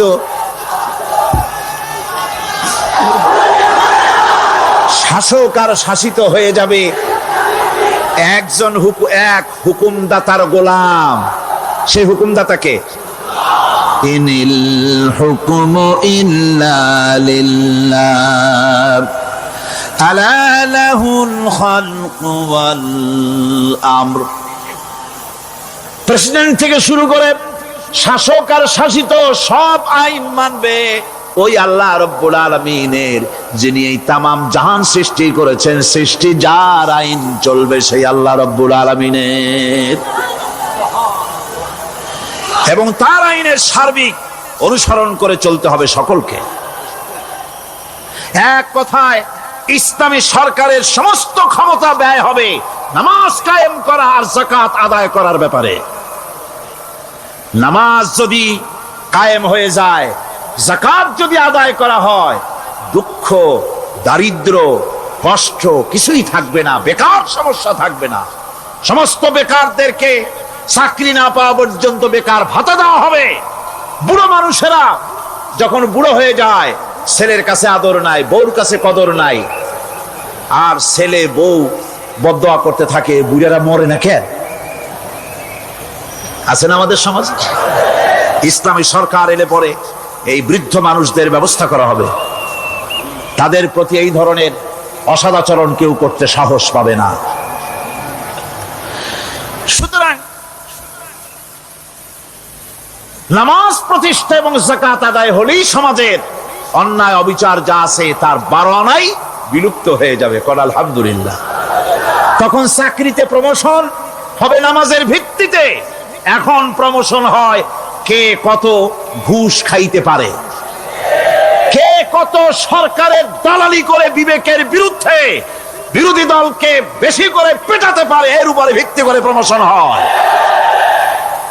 ইসলামী সরকার যখন আসবে, ইসলামী সরকার যখন প্রতিষ্ঠিত হয়ে যাবে, তখন চাকরির প্রমোশন নির্ভর করবে তার সুন্দর চরিত্র আর নামাজের পাবন্দির উপরে ভিত্তি করে। সমাজে দুঃখ দুর্দশা থাকবে, যেরকম থাকবে থাকবে। আমার ভাইয়েরা, নামাজ হচ্ছে আল্লাহ রাব্বুল আলামিনের সাহায্য লাভের একমাত্র মাধ্যম। আল্লাহর কাছে যদি সাহায্য পেতে চাই তাহলে নামাজ লাগবে। লাগবে কি কোন? وَلَقَدْ أَخَذَ اللَّهُ مِيثَاقَ بَنِي إِسْرَائِيلَ وَبَعَثْنَا مِنْهُمُ 12 نَقِيًّا وَقَالَ اللَّهُ إِنِّي مَعَكُمْ لَئِنْ أَقَمْتُمُ الصَّلَاةَ। আল্লাহ পাক বলেন, বনি ইসরাইলদের নিকট আমি ওয়াদা নিয়েছিলাম, তোমরা যদি মানুষদেরকে অসামাজিক কার্যকলাপ থেকে যদি তোমরা ফিরাইতে পারো, মানুষদেরকে অসামাজিক কার্যকলাপ থেকে তোমরা ফিরাবে। 12টা গোত্রের জন্য 12 জন নকিব নির্দিষ্ট করে দেওয়া হলো, তাদের দায়িত্ব দেওয়া হলো। মানুষদেরকে, সমাজের লোকদেরকে অন্যায় কাজ থেকে তারা ফিরাবে, ভালো ভালো কাজ করার জন্য তাদেরকে আদেশ করবে, অসামাজিক অধর্মীয় কাজ থেকে বাঁচাবার চেষ্টা করবে। এইটা যদি তোমরা করো তাহলে আমি তোমাদের সাথে আছি। শর্ত হলো একটা, তোমাদেরকে নামাজ কায়েম করতে হবে।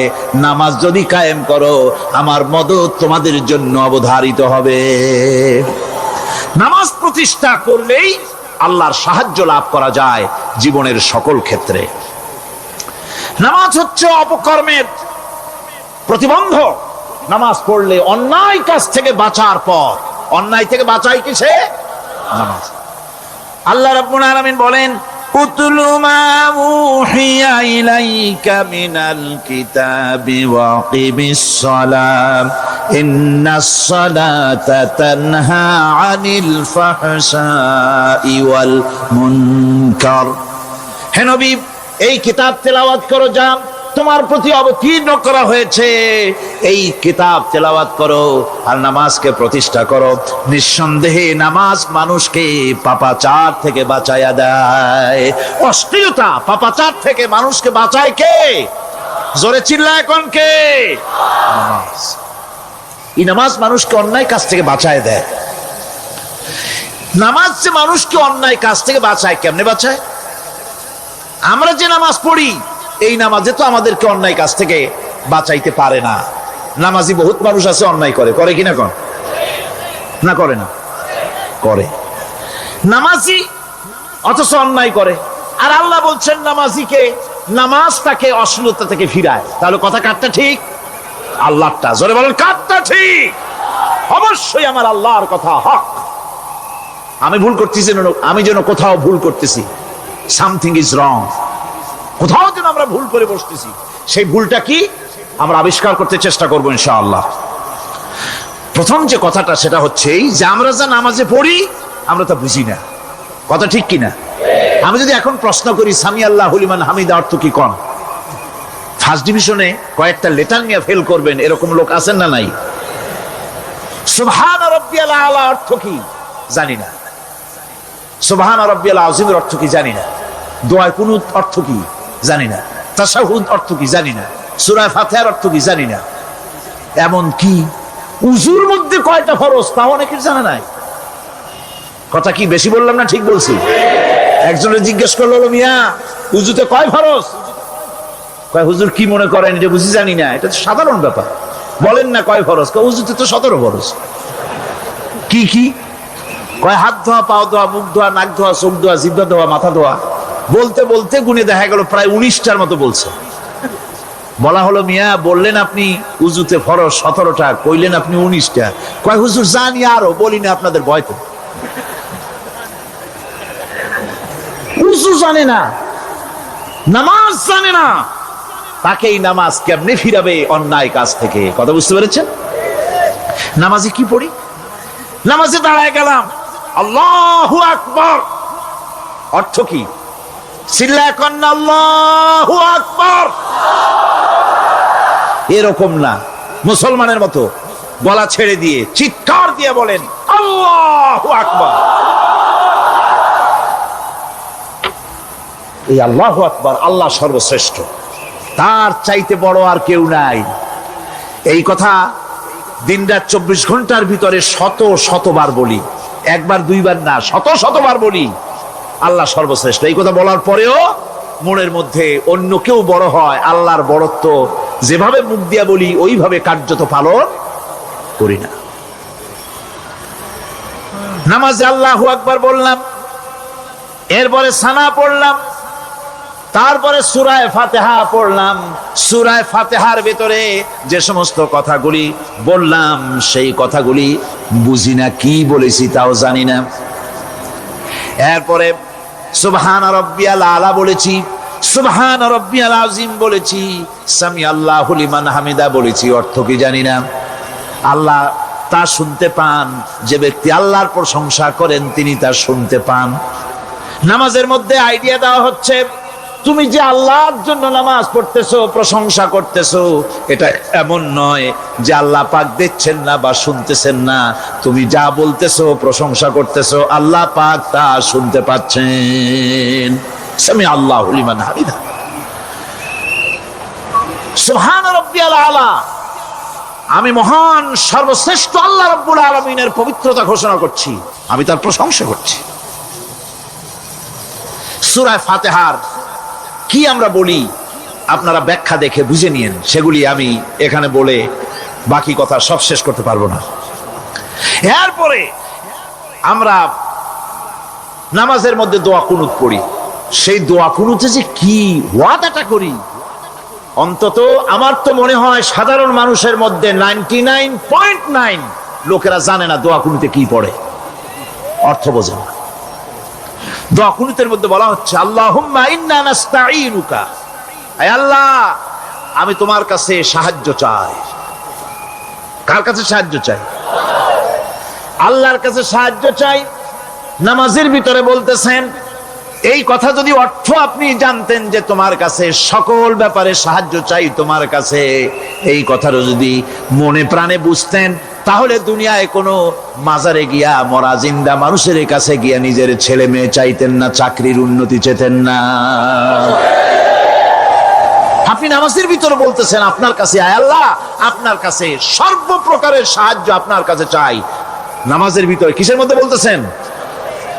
বিশ্বাস যদি করতেন, যদি বুঝতেন, তাহলে যত বড় পীর আসুক দেশ থেকে আর বিদেশ থেকে, সন্তান চাওয়ার জন্য পাগল হয়ে পায়ের উপরে পড়ে থাকতেন না, আল্লাহর কাছেই চাইতেন। কার কাছে চাইতেন? এরপরে বলতেছেন, ওয়ানাস্তাগফিরুকা, তোমার কাছে ক্ষমা চাই, গুনাহ করেছি, অনেক গুনাহ করেছি, তোমার কাছে ক্ষমা চাই, কারণ সাহায্য করতে পারো তুমি, গুনাহও মাফ করতে পারো তুমি। গুনাহ মাফ করার ক্ষমতা কি আছে পৃথিবীর কারো? আকাশে জমিনে আল্লাহ ছাড়া মানুষের গুনাহ কেউ মাফ করতে পারে? এরপরে বলতেছি, ওয়ানুমিনু বিকা, আয় আল্লাহ আমি তোমার উপর ঈমান এনেছি, পরিপূর্ণভাবে তোমার উপরে ঈমান এনেছি, ওয়া নাতাওয়াক্কালু আলাইক, আর তোমার উপরেই কেবলমাত্র ভরসা করেছি। ঈমান এনেছি তোমার উপরে, ভরসা করছিও তোমার উপরে। এই কথাগুলি যদি আমরা বুঝতাম তাহলে আত্মাটা বড় হয়ে যেত, মাথাটা আল্লাহ ছাড়া কারো সামনে নত হতো না। ঠিক না বেটি? আল্লাহ ছাড়া কারো সামনে মাথা নত হতো না। আল্লাহর উপরই ভরসা, তোমার উপর ভরসা করছি, তোমার উপরই ঈমান এনেছি। এরপরে বলছি ওয়ানুসনি আলাইকাল খায়র, সর্বপ্রকার কল্যাণের সাথে তোমার প্রশংসা করতেছি। ওয়ানাশকুরুকা, আর তোমার কৃতজ্ঞতা স্বীকার করছি, আমি তোমার শুকর আদায় করি, সর্ব ব্যাপারে তোমার শুকর আদায় করি। আর কি করি? ওয়ালা নাকফুরুকা, আমি কুফরি করি না, অকৃতজ্ঞ নই। আমি তোমার কৃতজ্ঞ বান্দা, আমি অকৃতজ্ঞ নই। একথা আপনি নামাজের মধ্যে বলেন, কিন্তু কৃতজ্ঞতা স্বীকার করেন না। আল্লাহ যে ছেলে দিয়েছে শুকর আদায় করেন না। আল্লাহ যে সুন্দরী বউ বা ভালো বউ দিয়েছেন শুকর আদায় করেন না। আল্লাহ সন্তান দিয়েছে শুকর আদায় করে না। আল্লাহ রাব্বুল আলামিন চাকরি দিয়েছেন, বাড়ি দিয়েছেন, জায়গা দিয়েছেন, জমিন দিয়েছেন, যৌবন দিয়েছেন, স্বাস্থ্য দিয়েছেন, শুকর আদায় করে না। আল্লাহ পাক বলেন, বান্দারে যে অবস্থায় থাকো শুকর আদায় করো। লা ইন শাকারতুম লাযীদান্নাকুম ওয়া লা ইন কাফারতুম ইন্না আযাবী লাশাদীদ। আমার নিয়ামতের শুকর যদি আদায় করো আমি বেশি করে বাড়ায় দেব, আর যদি শুকর আদায় না করো তাহলে মস্ত বড় শাস্তি রেখে দিয়েছি। সব ব্যাপারে শুকর আদায় করো, আমার নিয়ামতের শুকর আদায় করো। চোখ দিয়ে দেখতে পাও, কও আলহামদুলিল্লাহ। মুখ দিয়ে কথা বলতে পারো, কও আলহামদুলিল্লাহ। যা খাও মজা লাগে, বলো আলহামদুলিল্লাহ। কাজ করতে পারো, বলো আলহামদুলিল্লাহ। সব ব্যাপারে আল্লাহ শুকর আদায় করতে হবে। শুকরিয়া আদায় করলে রব্বুল আলামিন তারে আরো বাড়ায় দিবেন। এই কথাই বলতেছি, আল্লাহ শুকর করি, আর তোমার সাথে আমি কুফরি করি না, কৃতজ্ঞ আমি নই। ওয়া নাখলাউ ওয়া নাতরুকু মান ইয়াফজুরুকা, আর আমি ওয়াদা করতেছি এই কথা, তোমার সাথে যারা প্রকাশ্য দুশ্মনী করে, যারা প্রকাশ্য গুনার মধ্যে লিপ্ত আছে আর তোমার সাথে দুশ্মনী করে, ওদের সাথে আমার সমস্ত সম্পর্ককে ছিন্ন করে দিলাম। দেখছেন নামাজে কি কইলেন আপনি? আপনি নামাজে কত বড় কথা বললেন। ওয়ানাতুরুকু মাইয়া ফুজুরুকা, আয় আল্লাহ আমি ওয়াদা করছি তোমার সাথে যারা দুশ্মনী করে, যারা প্রকাশ্য গুনাহ করে, তাদেরকে আমি পরিত্যাগ করছি, তাদের সাথে আমার কোনো সম্পর্ক নাই। এই কথা বলার পরে আপনার সম্পর্ক কার সাথে একটু চিন্তা করেন তো। আপনার বন্ধু কারা? ইলেকশন আসলে ভোট দেন কাদেরকে? কাদের চা খাওয়ান, কাদের চান্দা দেন? একটু চিন্তা করেন, অঙ্কের সাথে মিলাই নেন। তাহলে দেখুন, মুখে বলে এক কথা, কাজে করে আর একটা। আরে কি কয়? চিল্লায় কোন? আরে কি কয়? আর এই মুনাফিকি করতেছেন কার সাথে? আল্লাহর সাথে। কোন নাউযুবিল্লাহ। নামাজে কি পড়েন সেটা যদি জানতেন, অবশ্যই আল্লাহ রাব্বুল আলামিনের কথা কার্যকরী হয়ে যেত। ইন্নাস সালাতা তানহা আনিল ফাহশাই ওয়াল মুনকার, নামাজ মানুষকে পাপের কাজ, অশ্লীলতা থেকে ফিরাতে পারে। আল্লাহ ইন্না বসায়ছেন, নিশ্চয়ই, বেশক, অবশ্যই নামাজ পাপ থেকে ফিরাবে। কিন্তু কেমনে ফিরাবে নামাজ তো বুঝি না। নামাজ তো বুঝি না, খালি সেজদা দেয় জনমের মতো। আর সেজদা কি? নামাজে যদি দেখে ইমাম দেরি করতেছে, আত্তাহিয়াত পড়তে দেরি হয়ে যাচ্ছে, পিছন থেকে সিগন্যাল মারে, ঠিক কিনা? বেয়াদব, বেয়াদব।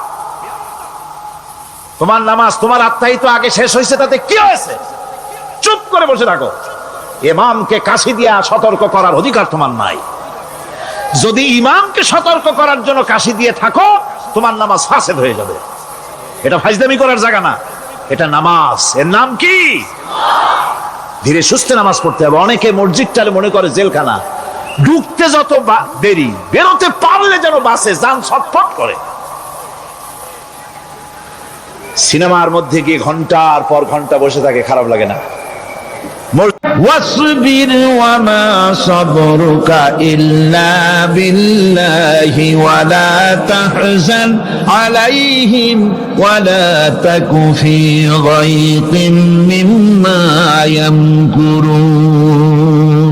হে রাসূল, সবরের সাথে কাজ করতে থাকুন।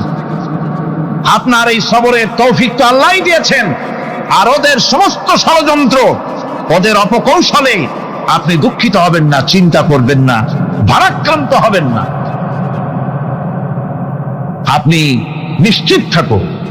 ওয়াসবির লিহুকমি রাব্বিকা ফাইন্নাকা বিআয়ুনিনা। হে নবী, আপনার রবের চূড়ান্ত ফয়সালা আসা পর্যন্ত ধৈর্য ধারণ করুন। আপনি তো আমার চোখের সামনে। সুবহানাল্লাহ, সুবহানাল্লাহ। আপনি আমার চোখের সামনে। কে আপনাকে কি করবে আমি দেখবো না?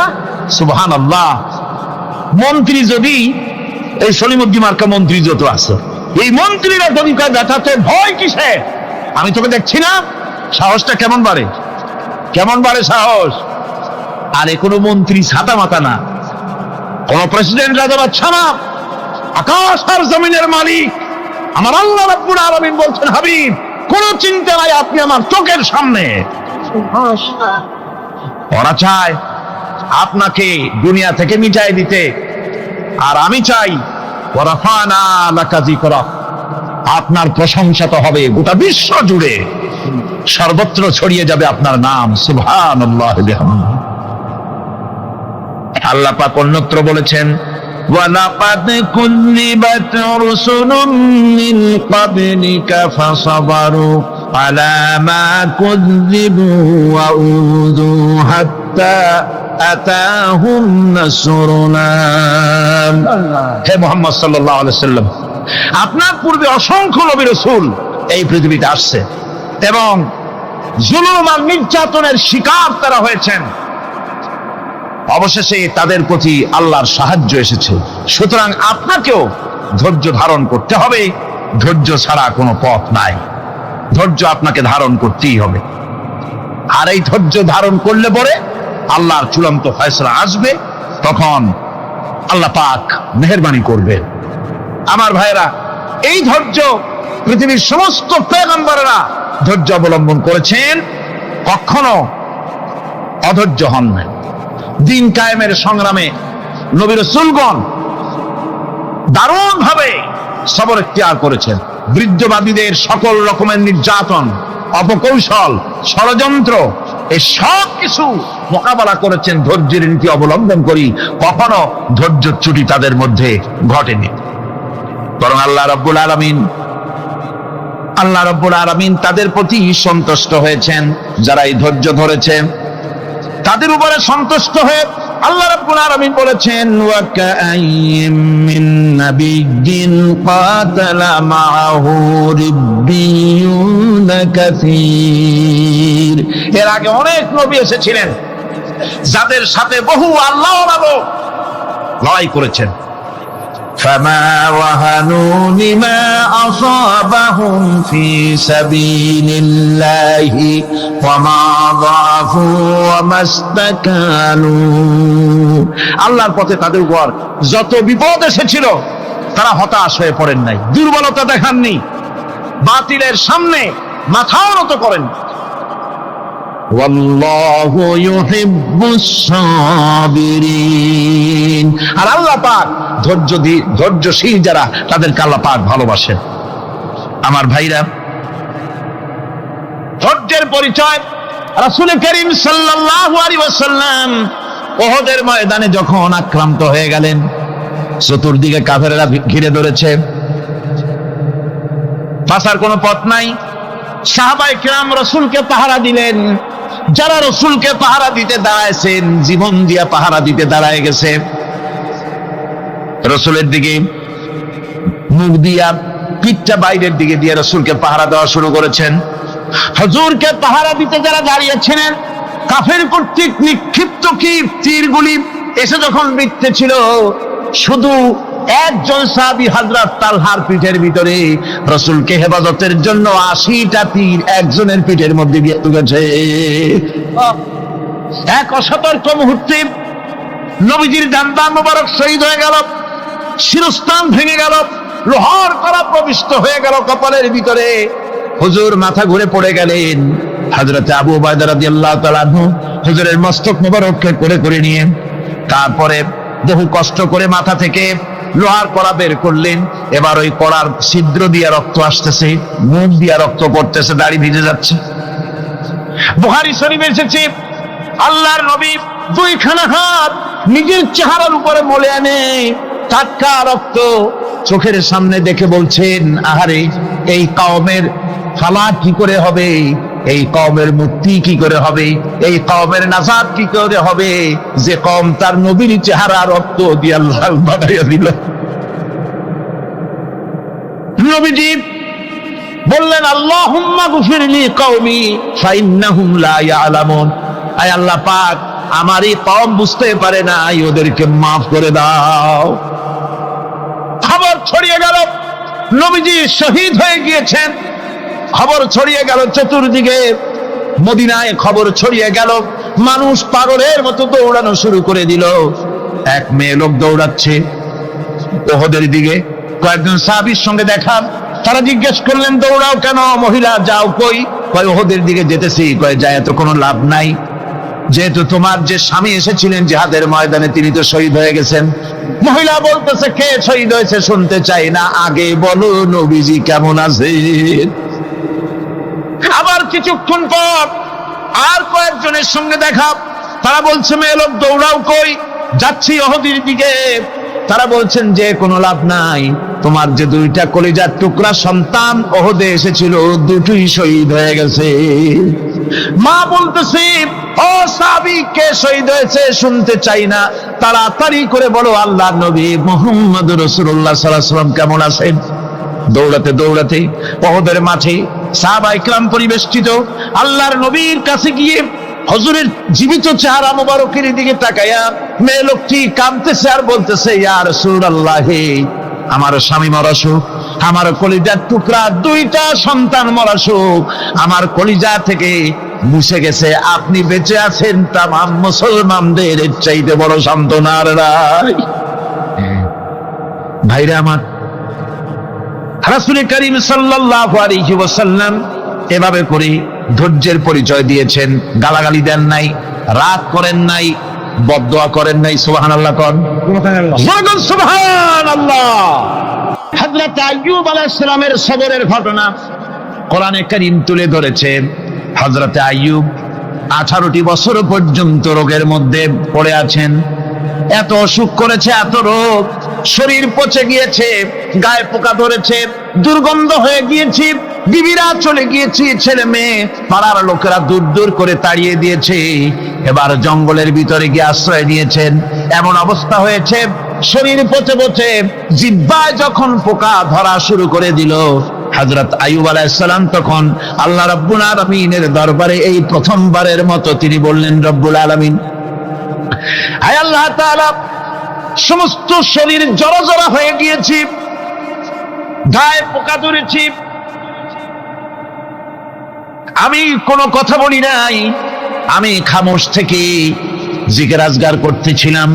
আয় আল্লাহ, এখন দেখি আমার জিহ্বায় পোকা ধরেছে, পোকা ধরা শুরু হয়েছে, আমার জিহ্বাটায় পোকা তুমি দয়া করে দিও না।